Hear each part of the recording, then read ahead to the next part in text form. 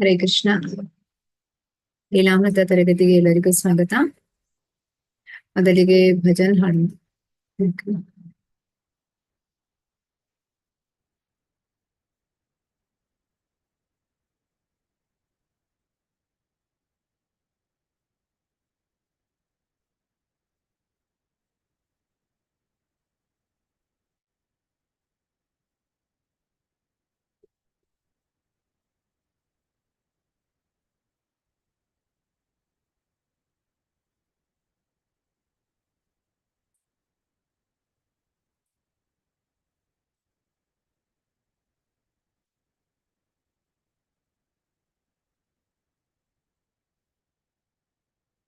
ಶ್ರೀ ಜಗನ್ನಾಥಾಷ್ಟಕ ಶ್ರೀ ಚೈತನ್ಯ ಮಹಾಪ್ರಭುಗಳು ಹಾಡಿರುವುದು.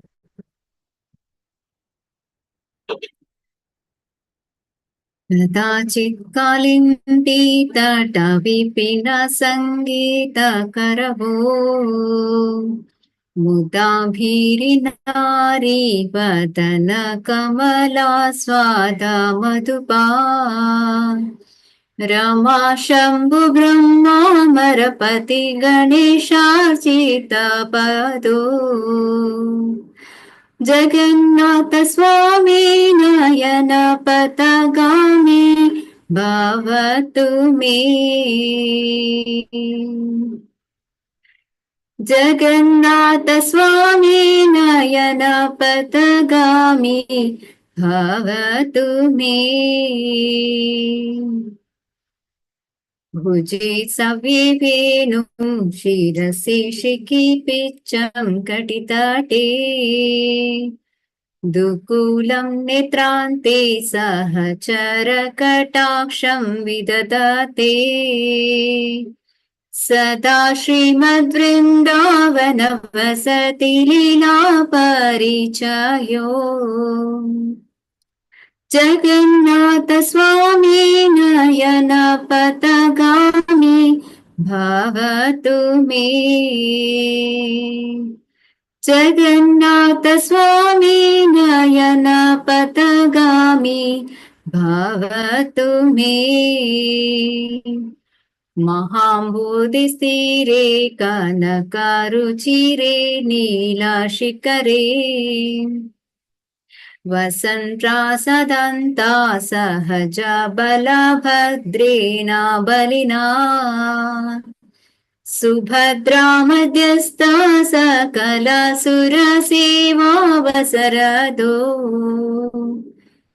जगन्नाथ स्वामी नयन पथगामी भवतु मे।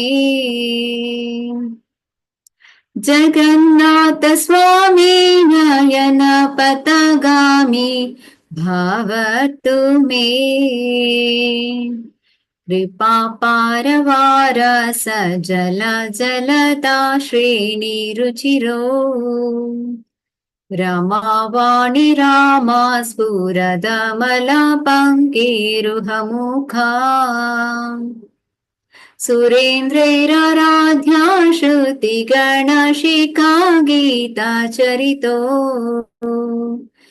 जगन्नाथ स्वामी नयन पथगामी भवतु मे। जगन्नाथ स्वामी नयन पथगामी भवतु मे। रथारूढो गच्छन् प्रतिमीलिता भूदेवा पटलै स्तुति प्रादुर्भावं प्रतिपदम् उपाकर्ण्य सदया दया सिन्धु बन्धु सकल जगतां सिन्धु सुतया जगन्नाथ स्वामी नयन पथगामी भवतु मे। जगन्नाथ स्वामी नयन पथगामी भवतु मे। परं ब्रह्मा पीडा कुवलयदलोत्फुल्ल नयनो निवासी नीलाद्रौ निहित चरणोऽनन्त शिरसि रसानन्दिराधा सरसवपुरालिङ्गनसुको जगन्नाथ स्वामी नयन पथगामी भावतु मे जगन्नाथ स्वामी नयन पथगामी भावतु मे न वै याचि राज्यं न च कनकवाणिज्यविभवम् न वै याचि राज्यं न च कनकमाणिक्यविभवम् न याचेऽहं रम्यां सकलजनकाम्यां वरवधूम्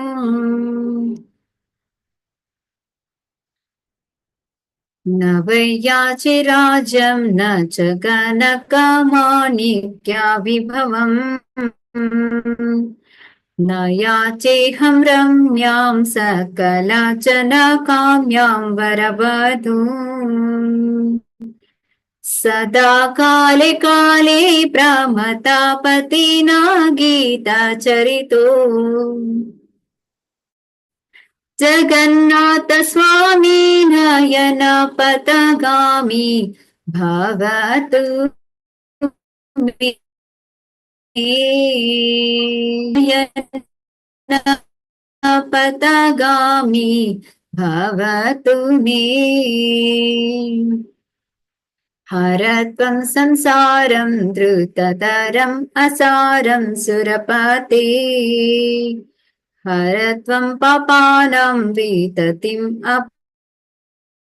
अपरां यादव दिनेनाते निहिता शरणो निश्चितमिदम् जगन्नाथ स्वामी नयन पथगामी भवतु मे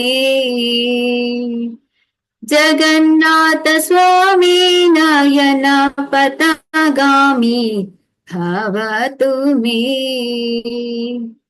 जगन्नाथाष्टकं पुण्यं यः पठेत् प्रयताशुचि सर्वपापा विशुद्धात्मा विष्णुलोकं स गच्छति जगन्नाथ की जय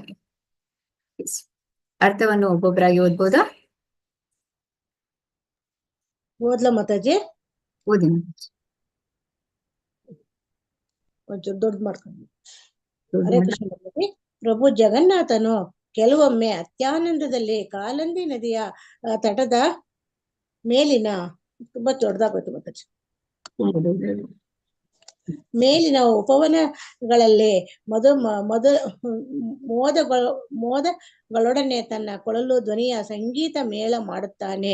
ಗೋಪಿಯರು ಕಮಲದಂತಹ ಮುಖಗಳು ಅಮೃತವನ್ನು ಸವಿಯುತ್ತಾ ಬಹಳಷ್ಟು ಆನಂದವನ್ನು ಅನುಭವಿಸುತ್ತಿರುವಂತಹ ಜೇನುಹುಳು ದಂತಿರುತ್ತಾನೆ. ಅವನ ಪಾದ ಕಮಲಗಳನ್ನು ಮಹಾನ್ ವ್ಯಕ್ತಿಗಳಾದ ಲಕ್ಷ್ಮೀದೇವಿ, ಶಿವ, ಬ್ರಹ್ಮ, ಇಂದ್ರ ಮತ್ತು ಗಣೇಶ ಪೂಜಿಸುತ್ತಾರೆ. ಅಂತಹ ಜಗನ್ನಾಥನು ದಯಮಾಡಿ ನನ್ನ ದೃಷ್ಟಿಗೆ ಗೋಚರವನಾಗಲಿ. ಹರೇ ಕೃಷ್ಣ ಮಾತಾಜಿ, ಧನ್ಯವಾದಗಳು. ಓದ್ಲಾ ಮಾತಾಜಿ? ತನ್ನ ಎಡಗೈಯಲ್ಲಿ ಅವನು ಕೊಳಲನ್ನು ಹಿಡಿದಿದ್ದಾನೆ. ಅವನ ಶಿರದ ಮೇಲೆ ನವಿಲಿನ ಗರಿಯಿದೆ ಮತ್ತು ಅವನ ಸೊಂಟದ ಸುತ್ತ ಒಂದು ಸೊಗಸಾದ ರೇಷ್ಮೆಯ ವಸ್ತ್ರವಿದೆ. ಅವನು ತನ್ನ ಪ್ರಿಯ ಸಂಗಾತಿಗಳ ಮೇಲೆ ಕಣ್ಣಿನ ತುದಿಯಿಂದ ನಸುನೋಟವನ್ನು ಬೀರುತ್ತಾನೆ. ಶ್ರೀ ಬೃಂದಾವನದಲ್ಲಿ ನೆಲೆಸಿರುವಾಗ ನಡೆಸುವ ಲೀಲೆಗಳೆಂದರೆ ಅವನಿಗೆ ಬಹಳ ಪ್ರಿಯ. ಅಂತಹ ಜಗನ್ನಾಥನು ದಯಮಾಡಿ ನನ್ನ ದೃಷ್ಟಿಗೆ ಗೋಚರನಾಗಲಿ. ಹರೇ ಕೃಷ್ಣ ಮಾತಾಜಿ, ಧನ್ಯವಾದಗಳು. ಹರೇ ಕೃಷ್ಣ ಮಾತಾಜಿ, ಓದ್ಲಿಯಾ? ಮಹಾಸಾಗರದಲ್ಲಿ ತೀರದಲ್ಲಿ ನೀಲಾಚಲ ಪರ್ವತದ ಮೇಲೆ ಒಂದು ಘನವಾದ ಚಿನ್ನದಂತೆ ಹೊಳೆಯುವ ವಿಶಾಲವಾದ ಅರಮನೆ ಇದೆ ಮತ್ತು ಅದರ ಮೇಲೆ ನೀಲಮಣಿಯ ಬೆಟ್ಟದ ಹಾಗೆ ಕಾಣುವ ಮಂದಿರದ ಗೋಪುರವಿದೆ. ತನ್ನ ಶಕ್ತಿಶಾಲಿ ಸೋದರ ಬಲಭದ್ರ ಮತ್ತು ಅವನ ನಡುವಿನಲ್ಲಿ ತನ್ನ ತಂಗಿ ಸುಭದ್ರೆಯ ಜೊತೆಯಲ್ಲಿ ಇಲ್ಲಿ ನೆಲೆಸಿರುವ ಪ್ರಭು ಜಗನ್ನಾಥನು ವಿವಿಧ ರೀತಿಯ ಭಕ್ತಿ ಸೇವೆಗಳನ್ನು ಮಾಡಲು ಎಲ್ಲಾ ಧರ್ಮರಿಗೆ ಅವಕಾಶಗಳನ್ನು ನೀಡುತ್ತಾನೆ. ಅಂತ ಜಗನ್ನಾಥನು ದಯಮಾಡಿ ನನ್ನ ದೃಷ್ಟಿಗೆ ಗೋಚರನಾಗಲಿ. ಹರೇ ಕೃಷ್ಣ ಮಾತಾಜಿ, ಧನ್ಯವಾದಗಳು. ಹರೇ ಕೃಷ್ಣ ಮಾತಾಜಿ. ಓದ್ತೀನಿ ಮಾತಾಜಿ. ಎಸ್ ಮಾತಾಜಿ. ಅವನು ಕಾರಣರಹಿತ ಕೃಪೆಯ ಒಂದು ಅಗಾಧವಾದ ಸಮುದ್ರನು, ಮತ್ತು ಅವನ ಸುಂದರವಾದ ಮೈಬಣ್ಣವು ಕಪ್ಪು ಮೋಡಗಳ ಸಮುದಾಯದಂತಿದೆ. ಅವನು ಲಕ್ಷ್ಮೀ ದೇವಿಯ ಆನಂದದ ನಿಧಿ. ಅವನ ಮುಖವು ಪೂರ್ಣವಾಗಿ ಅರಳಿರುವ ಅಮಲವಾದ ತಾವರೆ ಹೂವಿನಂತಿದೆ. ಎಲ್ಲ ದೇವತೆಗಳು ಮತ್ತು ಸಾಧುಗಳಿಂದ ಅವನು ಪೂಜಿಸಲ್ಪಡುತ್ತಾನೆ, ಮತ್ತು ಅವನು ಲಕ್ಷಣ ಹಾಗೂ ಚಟುವಟಿಕೆಗಳನ್ನು ಶ್ರೇಷ್ಠವಾದ ಉಪನಿಷತ್ತುಗಳು ಹಾಡುತ್ತವೆ. ಅಂತಹ ಜಗನ್ನಾಥನು ದಯಮಾಡಿ ನನ್ನ ದೃಷ್ಟಿಗೆ ಗೋಚರವಾಗಲಿ. ಹರೇ ಕೃಷ್ಣ ಮಾತಾಜಿ. ಹರೇ ಕೃಷ್ಣ ಮಾತಾಜಿ. ಹರೇ ಕೃಷ್ಣ. ತನ್ನ ರಥದಲ್ಲಿ ಕುಳಿತು ಪ್ರಭುವು ರಹದಾರಿಯಲ್ಲಿ ಹೋಗುವಾಗ ಸಾಧು ಬ್ರಾಹ್ಮಣರ ದೊಡ್ಡ ಗುಂಪುಗಳು ಪ್ರಾರ್ಥನೆಗಳನ್ನು ಮತ್ತು ಗಾಯನಗಳನ್ನು ಉಚ್ಚ ಸ್ವರದಲ್ಲಿ ಹಾಡುತ್ತಾರೆ. ಅವರ ಪ್ರಾರ್ಥನೆಗಳನ್ನು ಆಲಿಸುವ ಪ್ರಭು ಜಗನ್ನಾಥನು ಅವರಿಗೆ ತನ್ನ ದಯೆಯನ್ನು ನೀಡುತ್ತಾನೆ. ಅವನು ಕರುಣಾಮುದ್ರನು ಮತ್ತು ಎಲ್ಲಾ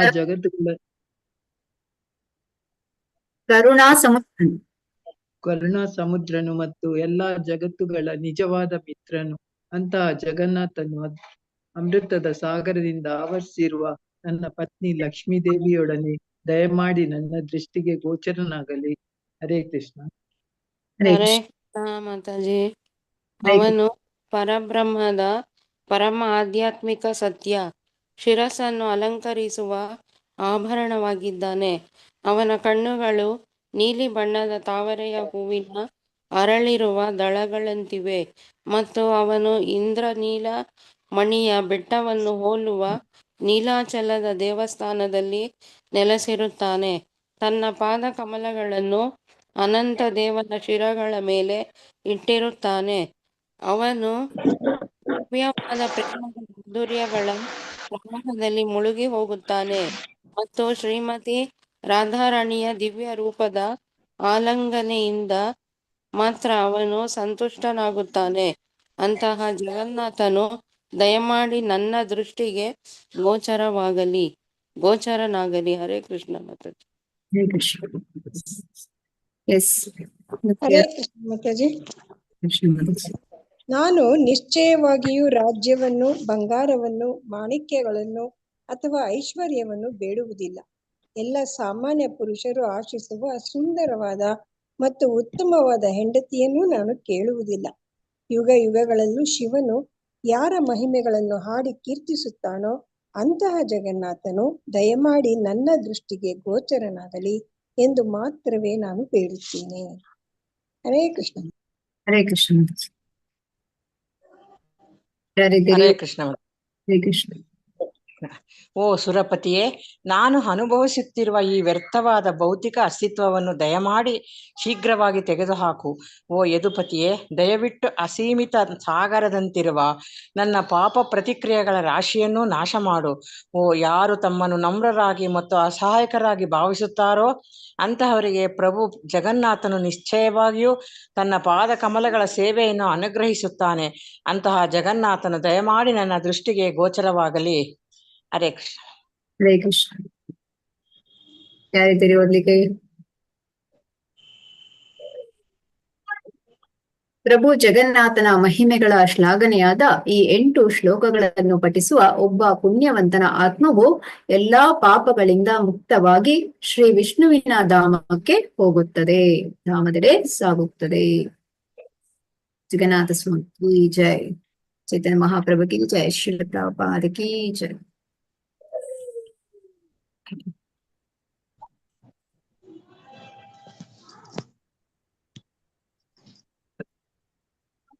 ಓಂ ಅಜ್ಞಾನತಿಮಿರಾಂಧಸ್ಯ ಜ್ಞಾನಾಂಜನಶಲಾಕಯಾ ಚಕ್ಷುರುನ್ಮಿಲಿತಂ ಯೇನ ತಸ್ಮೈ ಶ್ರೀ ಗುರವೇ ನಮಃ.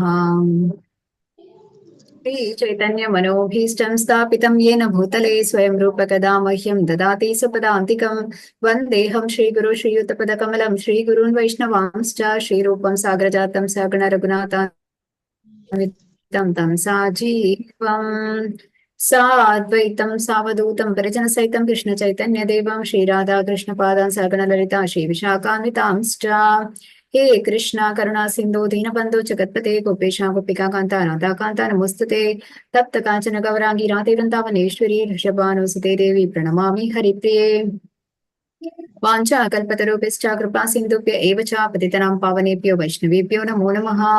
नमो ॐ विष्णुपादाय कृष्णप्रेष्ठाय भूतले श्रीमते भक्तिवेदान्त स्वामिनिति नामिने नमस्ते सारस्वती देवी गौरवाणी प्रचारिणे निर्विशेष शून्यवादी पाश्चात्य देशधारिणे जय श्री कृष्ण चैतन्य प्रभु नित्यानंद श्री अद्वैत गदाधर श्रीवासादि गौरभक्तवृंदा हरे कृष्ण कृष्ण कृष्ण हरे हरे हरे राम राम राम हरे हरे। श्री श्री राधा गोविंद की जय, श्री श्री गौर निताई की जय, श्रील प्रभुपाद की जय। ಹರೇ ಕೃಷ್ಣ. ಸೊ ನಿನ್ನೆ ದಿನ ಯಾರು ಓದಿದಿರಿ ಅವ್ರು ಮತ್ತೆ ಓದಿ, ನಿನ್ನೆ ಯಾರು ಓದ್ಲಿಲ್ಲ ಅವ್ರು ಇವತ್ತು ಮೊದಲಿಗೆ ಓದಿ ಆಗ್ಬೋದಲ್ಲ. ಹರೇ ಕೃಷ್ಣ. ಎಸ್, ಪ್ರಭುಪಾದರು ಮುಂದುವರಿಸಿದರು. ಹರೇ ಕೃಷ್ಣ ಮಾತಾಜಿ. ಪ್ರಭುಪಾದರು ಮುಂದುವರಿಸಿದರು. ಹೇಗೋ ನಾನು 70ನೇ ವರ್ಷವನ್ನು ದಾಟಿದೆ. ನನಗೆ ಗೊತ್ತಿಲ್ಲ ಮುಂದೇನು. ನಾನು ಶತಾಯುವಾಗುತ್ತೇನೆಂದು ಹೇಳುತ್ತಾರೆ. ಆದರೆ 70ನೇ ವರ್ಷ ಬಹಳ ವಿಷಮವಾಗಿತ್ತು. 3 ಹೃದಯಾಘಾತಗಳು ಮತ್ತು ಪಾರ್ಶ್ವವಾಯು. ನನಗೆ ಸಂಸಾರವೂ ಇರಲಿಲ್ಲ. ಆಗ ಯಾರೂ ನನ್ನೊಂದಿಗಿರಲಿಲ್ಲ. ನಾನೊಬ್ಬರೇ, ನಾನು ಯಾರನ್ನೂ ಆಶ್ರಯಿಸಿರಲಿಲ್ಲ. ಆದರೆ ಹಡಗಿನಲ್ಲಿ ಕೃಷ್ಣ ನನ್ನನ್ನು ರಕ್ಷಿಸುತ್ತಾನೆಂದು ಕಂಡುಕೊಂಡೆ. ನಾನು ಆತನ ಪ್ರಚಾರಕ್ಕೆಂದೇ ಹೊರಟಿದ್ದೆ.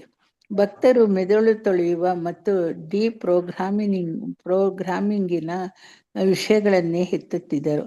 ಆ ಸಂಜೆ ವಿರೋಧಿಗಳು ಪ್ರಭುಪಾದರ ಒಬ್ಬ ಮಾಜಿ ಶಿಷ್ಯನ ಸಾಕ್ಷ್ಯವನ್ನು ತೆಗೆದುಕೊಳ್ಳುತ್ತಿದ್ದಾರೆಂದು ಆತನು ಚಳುವಳಿಯ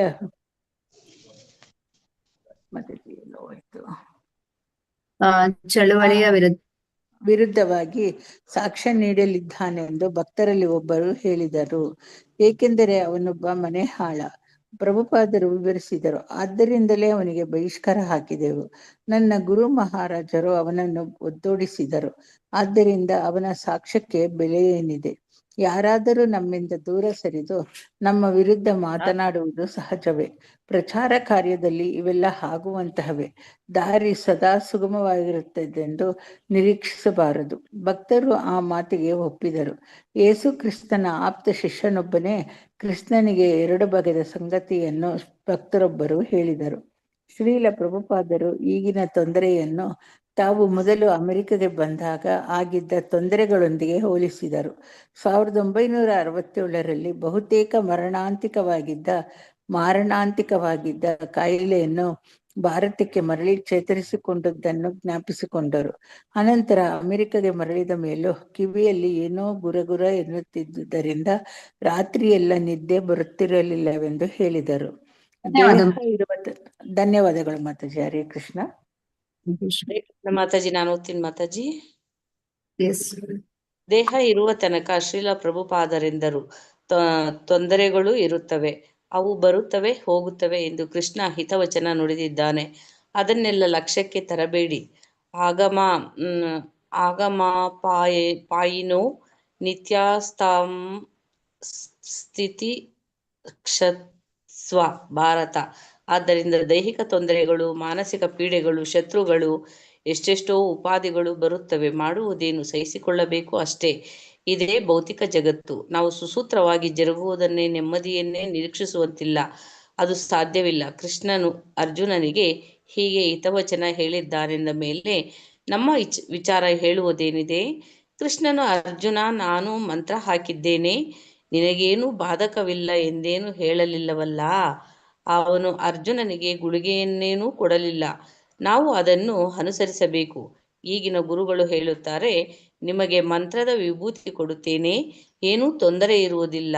ಆದರೆ ಕೃಷ್ಣ ಅವನು ಹೇಳಿದ್ದಾದರೂ ಏನು? ಅವನು ಹೇಳಿದ, ಸಹಿಸಿಕೋ, ನೀನು ಕತ್ತೆ ಎಂದು ಕೃಷ್ಣ ಹೇಳಲಿಲ್ಲ. ಬೂದಿ ಕೊಡುತ್ತೇನೆಂದೂ ಹೇಳಲಿಲ್ಲ. ಹಾಗೆ ಯುದ್ಧ ಮಾಡು ಎಂದೇಕೆ ಹೇಳುತ್ತೀ? ಕೃಷ್ಣ, ನನಗೆ ಸ್ವಲ್ಪ ವಿಭೂತಿ ಕೊಡು, ಅದನ್ನು ಶತ್ರುಗಳ ಮೇಲೆ ಎರಚುತ್ತೇನೆ ಎಂದು ಅರ್ಜುನನು ಹೇಳಲಿಲ್ಲ. ಶತ್ರುಗಳನ್ನು ಕೊಲ್ಲಲು ಕೃಷ್ಣನಿಗೆ ಮಂತ್ರ ಹಾಕು ಎಂದು ಕೇಳುವಷ್ಟು ಮೂರ್ಖನಾಗಿರಲಿಲ್ಲ ಅರ್ಜುನ. ಅವನು ನಿಜವಾಗಿ ಹೋರಾಡಿದ. ಇದು ಭಗವದ್ಗೀತೆ. ಆದ್ದರಿಂದ ಬಂದದ್ದನ್ನು ನಾವು ಇರುವಂತೆಯೇ ಎದುರಿಸಿ ಕೃಷ್ಣನ ಮೇಲೆ ಭರವಸೆ ಇರಲಿ. ಅದು ನಮ್ಮ ಕರ್ತವ್ಯ. ವಿಭೂತಿ, ಪವಾಡ, ಮಂತ್ರ ಒಂದನ್ನೂ ನಿರೀಕ್ಷಿಸಬೇಡಿ. ಮರುದಿನ ಬೆಳಗ್ಗೆ ಶಿಷ್ಯರು ಬಂಗಾಳ ಕೊಲ್ಲಿಯಲ್ಲಿ ಸ್ನಾನ ಮಾಡುತ್ತಿದ್ದುದನ್ನು ಪ್ರಭುಪಾದರು ಕೈ ಸಾಲೆಯಿಂದಲೇ ನೋಡಿದರು. ಹರಿಶೌರಿಗಳನ್ನು ಕರೆದು ಸಮುದ್ರ ಸ್ನಾನ ಮಾಡುವ ಇಂಗಿತವನ್ನು ವ್ಯಕ್ತಪಡಿಸಿ ಅವರ ಅಭಿಪ್ರಾಯವೇನೆಂದು ಕೇಳಿದರು. ಹರಿಶೌರಿ ಮತ್ತು ಅಲ್ಲಿದ್ದ ಇತರ ಭಕ್ತರಿಗೆಲ್ಲ ಅದು ಒಳ್ಳೆಯ ಯೋಚನೆ ಎನ್ನಿಸಿತು. ಸಮುದ್ರದ ನೀರು ದೇಹಕ್ಕೆ ಒಳ್ಳೆಯದು ಎಂದರು ಪ್ರಭುಪಾದರು. ಹಾಗಾದರೆ ಪ್ರಯತ್ನಿಸುತ್ತೇನೆ ಎಂದವರೇ ಬೆಳಗ್ಗೆ ಅಂಗಮರ್ದನ ಮಾಡಿಸಿಕೊಂಡ ಮೇಲೆ ಸಮುದ್ರ ತೀರಕ್ಕೆ ಹೋದರು. ಪಂಚೆ ಧರಿಸಿ ಒಂದು ಚೌಕವನ್ನು ಹಿಡಿದು ಹೋದರು. ಸಮುದ್ರ ತೀರ ಹೋಟೆಲಿನಿಂದ ಸುಮಾರು 100 ಗಜ ದೂರದಲ್ಲಿತ್ತು. ಪ್ರಭುಪಾದರು ನೀರಿಗಿಳಿದ ಕೂಡಲೇ ಪಂಚೆ ಧರಿಸಿದ್ದ ಎಲ್ಲ ಶಿಷ್ಯರು ಅವರ ಹಿಂದೆ ಓಡಿದರು. ಕೆಲವರು ಈಗಾಗಲೇ ಸಮುದ್ರದಲ್ಲಿದ್ದರು. ನೀರಿನ ತುದಿಗೆ ಪ್ರಭುಪಾದರು ಬಂದ ಕೂಡಲೇ ಎಲ್ಲ ಅವರ ಸುತ್ತ ಗೆರಾಯಿಸಿದರು. ಅಲೆಗಳು ತೇಲಿ ಪ್ರಭುಪಾದರ ಪಾದಗಳ ಸುತ್ತ ತಿರುಗತೊಡಗಿದಂತೆ ಹರಿಶೌರಿಗಳು ಬೊಗಸೆಯಲ್ಲಿ ನೀರೆರಚಿ ಪ್ರಭುಪಾದರ ದೇಹಕ್ಕೆ ಸ್ನಾನ ಮಾಡಿಸತೊಡಗಿದರು. ಅವರ ತೋಳು, ಎದೆ, ತಲೆ ಎಲ್ಲ ತೊಳೆದು ಬೆಳಗ್ಗೆ ಸ್ನಾನ ಮಾಡಿಸತೊಡಗಿದರು. ಅವರ ತೋಳು, ಎದೆ, ತಲೆ ಎಲ್ಲ ತೊಳೆದು ಬೆಳಗ್ಗೆ ಮೈ ತಿಕ್ಕುವಾಗ ಹಚ್ಚಿದ್ದ ಸಾಸಿವೆ ಎಣ್ಣೆಯನ್ನು ಹೋಗಲಾಡಿಸಿದರು. ಕೂಡಲೇ ಇತರ ಭಕ್ತರು ಭಕ್ತಿ ಪುರಸ್ಕರವಾಗಿ ಪ್ರಭುಪಾದರ ದೇಹಕ್ಕೆ ಬೊಗಸೆಯಲ್ಲಿ ನೀರೆರಚತೊಡಗಿದರು. ಮಂಡಿಯವರೆಗೆ ನೀರಲ್ಲಿ ನಿಂತರು. ಅವರ ಹೊಂಬಣ್ಣದ ದೇಹವನ್ನು ಸೂರ್ಯನ ಉಜ್ವಲ ಕಿರಣಗಳು ಬೆಳಗುತ್ತಿದ್ದವು. ಪ್ರಭುಪಾದರು ನಕ್ಕರು. ಭಕ್ತರೆಲ್ಲ ಸೇರಿಕೊಂಡರು. ಈ ಕ್ರಿಯೆ ಹರೇ ಕೃಷ್ಣ ಮಾತಾಜಿ. ಧನ್ಯವಾದಗಳು ಮಾತಾಜಿ. ಓದ್ಲಾ ಮಾತಾಜಿ ನಾನು? ಓದಿ ಮಾತಾಜಿ. ಈ ಕ್ರೀಡೆ ಅಭಿಷೇಕದಂತಿದೆ ಎಂದು ಶಿಷ್ಯರೆಲ್ಲ ಅರಿತರು. ಗುರುಕೃಪಾ ಸ್ವಾಮಿಗಳು ವಿಗ್ರಹಾಭಿಷೇಕ ಮಾಡುವಾಗ ಹಾಡುವ ಪ್ರಾರ್ಥನೆಯನ್ನು ಹೇಳಲಾರಂಭಿಸಿದರು. ಚಿಂತಾಮಣಿ ಪ್ರಕಾರ ಸದ್ಮಸು ಇತರ ಭಕ್ತರು ಸೇರಿಕೊಂಡರು. ಸಮುದ್ರದ ನೀರಿನಿಂದ ಅಭಿಷೇಕ ಮಾಡುತ್ತಾ ಹಾಡತೊಡಗಿದರು. ಶ್ರೀಲ ಪ್ರಭುಪಾದರಿಗೆ ತುಂಬಾ ಹಿತವಾಗಿತ್ತು. ಒಂದೊಂದು ಸಲ ತಮ್ಮ ತಲೆಯ ಮೇಲೂ ನೀರು ಸುರೀರಿ ಎಂದು ಸೂಚಿಸಲು ತಲೆಯನ್ನು ಮುಂದೆ ಮಾಡುತ್ತಿದ್ದರು. ಭಕ್ತರು ನೀರು ಸುರಿದಂತೆ ಕಣ್ಣನ್ನು ಮುಚ್ಚಿಕೊಂಡಿದ್ದರು. ಒಂದು ಸಲ ಆಯಾ ತಪ್ಪಿದಾಗ ಹರಿಶೌರಿಗಳು ಅವರನ್ನು ಹಿಡಿದುಕೊಂಡರು. ಪ್ರಭುಪಾದರ ಕಾಲುಗಳು ಮರಳಲ್ಲಿ ಹೂತು ಹೋಗುತ್ತಿದ್ದವು. ಒಂದು ಕಾಲನ್ನು ಎತ್ತಿದಾಗ ಅದು ಮಣ್ಣಾಗಿತ್ತು. ಕಾಲು ಬೆರಳುಗಳನ್ನು ಜಾಡಿಸಿದರು. ಕೆಲವರು ಭಕ್ತರು ಕಾಲಿನ ಮೇಲೆ ನೀರನ್ನು ಸುರಿದು ಸ್ವಚ್ಛಗೊಳಿಸಿದರು. ಅನಂತರ ಪ್ರಭುಪಾದರು ಬಗ್ಗಿ ಸಮುದ್ರದ ನೀರನ್ನು ಬಾಯಿಗೆ ಹಾಕಿಕೊಂಡು ಮುಕ್ಕಳಿಸಿದರು. ಆ ನೀರು ಕೆಳಗೆ ಬೀಳುವುದರೊಳಗೆ ಸ್ವಲ್ಪ ನೀರು ಹಿಡಿದು ಕುಡಿಯುವುದು ಗುರುಕೃಪಾ ಸ್ವಾಮಿಯೊಬ್ಬರಿಗೆ ಮಾತ್ರ ಸಾಧ್ಯವಾಯಿತು. ಪ್ರಭುಪಾದರು ತಮಗೆ ಸ್ನಾನ ಮಾಡಿಸಲು ಮೈಯುಜ್ಜಲು ಶಿಷ್ಯರಿಗೆ ಅವಕಾಶ ಮಾಡಿಕೊಟ್ಟಾಗ ಭಕ್ತರು ಹರ್ಷೋನ್ಮಾದದಿಂದ ಬೀಗಿದರು. 10 ನಿಮಿಷಗಳಾದ ಮೇಲೆ ಪ್ರಭುಪಾದರು ನೀರಿನಿಂದ ಆಚೆಗೆ ಬಂದು ಬಟ್ಟೆ ಬದಲಾಯಿಸಿ ಹೋಟೆಲ್ಲಿಗೆ ಹಿಂತಿರುಗಿದರು. ಅಲ್ಲಿ ಇಬ್ಬರು ಭಕ್ತರು ಅವರನ್ನು ಸುಖಕರ ಕುರ್ಚಿಯಲ್ಲಿ ಕೂರಿಸಿದರು. ಎತ್ತುಕೊಂಡು ಹೋಗಿ ಮಧ್ಯಾಹ್ನದ ವಿಶ್ರಾಂತಿಗೆಂದು ಕೋಣೆಯಲ್ಲಿ ಬಿಟ್ಟರು. ಮಧ್ಯಾಹ್ನ ಪೂರ್ಯ ಇನ್ನೊಬ್ಬ ಬ್ರಾಹ್ಮಣನ ಜೊತೆಯಲ್ಲಿ ಶಿವರಥರು ಪ್ರಭುಪಾದರನ್ನು ನೋಡಲು ಮತ್ತೆ ಬಂದರು. ಅವರು ಪ್ರಭುಪಾದರಿಗೆ ಜಗನ್ನಾಥನ ಪ್ರಸಾದವನ್ನು ಕೊಟ್ಟು ಜಗನ್ನಾಥಾಷ್ಟಕವನ್ನು ಹಾಡಿದರು. ಜಗನ್ನಾಥ ಸ್ವಾಮಿ ನಯನ ಪಥಗಾಮಿ ಭವತುಮೆ, ಜಗನ್ನಾಥ ವಿಭುವೇ ನಯನ ಪಥಗಾಮಿಯೇ, ದರ್ಶನ ನೀಡೆನಗೆ. ಇಬ್ಬರು ಬ್ರಾಹ್ಮಣರು ಹಾಡು ಮುಗಿಸಿದಾಗ ಪ್ರಭುಪಾದರು ಹೇಳಿದರು, ಈ ಯುರೋಪಿನ ಮತ್ತು ಅಮೆರಿಕದ ವೈಷ್ಣವರು ಇದನ್ನೇ ಬೇಡುತ್ತಿದ್ದಾರೆ. ಜಗನ್ನಾಥ ಸ್ವಾಮಿ ನಯನ ಪಥಗಾಮಿ ಭವತುಮೆ. ಈಗ ನಿಮ್ಮ ಮಧ್ಯಸ್ಥಿಕೆಯಿಂದ ಅವರೆಲ್ಲ ಜಗನ್ನಾಥ ಸ್ವಾಮಿಯನ್ನು ನೋಡುವಂತಾಗಲಿ. ಅವರು ಅದನ್ನೇ ಬೇಡುತ್ತಿದ್ದಾರೆ. ಜಗನ್ನಾಥ ಸ್ವಾಮಿ ನಯನ ಪಥಗಾಮಿ. ಹರೇ ಕೃಷ್ಣ. ಧನ್ಯವಾದಗಳು. ಹರೇ ಕೃಷ್ಣ. ಓದ್ಲಾ ಮಾತಾಜಿ ಮುಂದಿಂದು? ಓದಿ ಮಾತಾಜಿ. ಎಸ್, ಓದಿ ಮಾತಾಜಿ. ಪಶ್ಚಿಮದ ಭಕ್ತರು ಜಗನ್ನಾಥ ದೇವಾಲಯಕ್ಕೆ ಪ್ರವೇಶಿಸಲಾರದ ವಿಷಯವಾಗಿ ಶಿವರಥರು ತಮ್ಮ ಅನುಕಂಪೆಯನ್ನು ಸೂಚಿಸಿದರು. ಅದಕ್ಕಿಂತ ಹೆಚ್ಚಾಗಿ ತಾವು ಸಂಗ್ರಹಿಸಿದ ಶ್ರೀಮದ್ ಭಾಗವತದ ಜಗನ್ನಾಥ ದಾಸರ ಅನುವಾದದ ಆಯ್ದ ಭಾಗಗಳನ್ನು ಒರಿಯಾ ಭಾಷೆಗೆ ಅನುವಾದಿಸಿದ್ದ ವಿಷಯವನ್ನು ಹೇಳಿದರು. ಸೇವಾ ಶಿವರಥರು ಅದರ ಬಗೆಗೆ ವ್ಯಾಖ್ಯಾನವನ್ನು ಬರೆದಿದ್ದು ಆ ಗ್ರಂಥ ಆ ಸಂಜೆ ಒಂದು ಸಮಾರಂಭದಲ್ಲಿ ಬಿಡುಗಡೆ ಆಗಬೇಕಿತ್ತು. ಪ್ರಭುಪಾದರು ಸಭೆಗೆ ಬರುವುದಾಗಿಯೂ ಕುರಿಯ ಬ್ರಾಹ್ಮಣರನ್ನು ಧಾರ್ಮಿಕರನ್ನು ಉದ್ದೇಶಿಸಿ ಮಾತನಾಡುವುದಾಗಿಯೂ ಭರವಸೆ ನೀಡಿದರು. ಆ ಸಂಜೆ ಸಮುದ್ರ ತೀರದ ಬಯಲು ಚಪ್ಪರದಲ್ಲಿ ಶ್ರೀಲ ಪ್ರಭುಪಾದರು ಮುಖ್ಯ ಅತಿಥಿಯಾಗಿದ್ದರು. ಉದ್ದಾಮ ಕೀರ್ತನೋದ್ಘೋಷ ಮಾಡುತ್ತಾ ಭಕ್ತರು ಚಪ್ಪರದವರೆಗೆ ಅವರನ್ನು ವೈಭವದಿಂದ ಕರೆತಂದರು. ಪ್ರಭುಪಾದರು ಕುಳಿತರು. ಕೀರ್ತನೆ ಮುಗಿಯಿತು. ದೇವಾಲಯದ ಒಬ್ಬ ಮ್ಯಾನೇಜರ್ ಮುಂದೆ ಬಂದು ಶ್ರೀಲ ಪ್ರಭುಪಾದರಿಗೆ ಹಾರವನ್ನು ಹಾಕಿದ. ಸೇವಾ ಶಿರರಥರು ಆಗ ಹೇಳಿದರು, ಭಗವಾನ್ ಚೈತನ್ಯ ಮಹಾಪ್ರಭುಗಳ ಸಮಕಾಲೀನರಾಗಿದ್ದ ಪೂಜ್ಯ ಜಗನ್ನಾಥದಾಸ ಗೋಸ್ವಾಮಿಯವರಿಗೆ ಗೌರವ ಸೂಚಿಸಲು ಸೇರಿರುವ ಈ ಸಭೆಯಲ್ಲಿ ಭಾಗವಹಿಸಲು ಕೃಪೆಯಿಟ್ಟು ಬಂದಿರುವ ಶ್ರೀ ಎ.ಸಿ. ಭಕ್ತಿ ವೇದಾಂತ ಸ್ವಾಮಿ ಪ್ರಭುಪಾದರಿಗೆ ನಮ್ಮ ನಮನಗಳು. ತಟಕ್ಕನೆ ವೇದಿಕೆಯಲ್ಲಿ ಕುಳಿತಿದ್ದ 5 ಬ್ರಾಹ್ಮಣರು ಪಕ್ಕದ ಬಯಲಿನಲ್ಲಿ ನಿರ್ಮಿತವಾಗಿದ್ದ ವೇದಿಕೆಯ ಮುಂದಿದ್ದ ಕೀರ್ತನ ತಂಡಕ್ಕೆ ಸೇರಿಕೊಳ್ಳಲು ಎದ್ದು ಹೋದರು. ಶ್ರೀಲ ಪ್ರಭುಪಾದರು ಪ್ರವಚನ ನೀಡಲು ಆರಂಭಿಸುವ ವೇಳೆಗೆ ಅವರು ಹೀಗೆ ಹೊರಗೆ ಹೋದದ್ದು ಭಕ್ತರಿಗೆ ವಿಚಿತ್ರವಾಗಿ ಕಾಣಿಸಿತು. ಸ್ವಲ್ಪ ಮೇಲ್ ಮಾಡ್ತೀರ ಮತ್ತೆ. ನಿಮಗೆ ತುಂಬಾ ವಂದನೆಗಳು ಎಂದು ಶ್ರೀಲ ಪ್ರಭುಪಾದರು ಉಪನ್ಯಾಸವನ್ನು ಆರಂಭಿಸಿದರು. ಆಗ ಧ್ವನಿವರ್ಧಕ ಕೆಟ್ಟು ಹೋಯಿತು.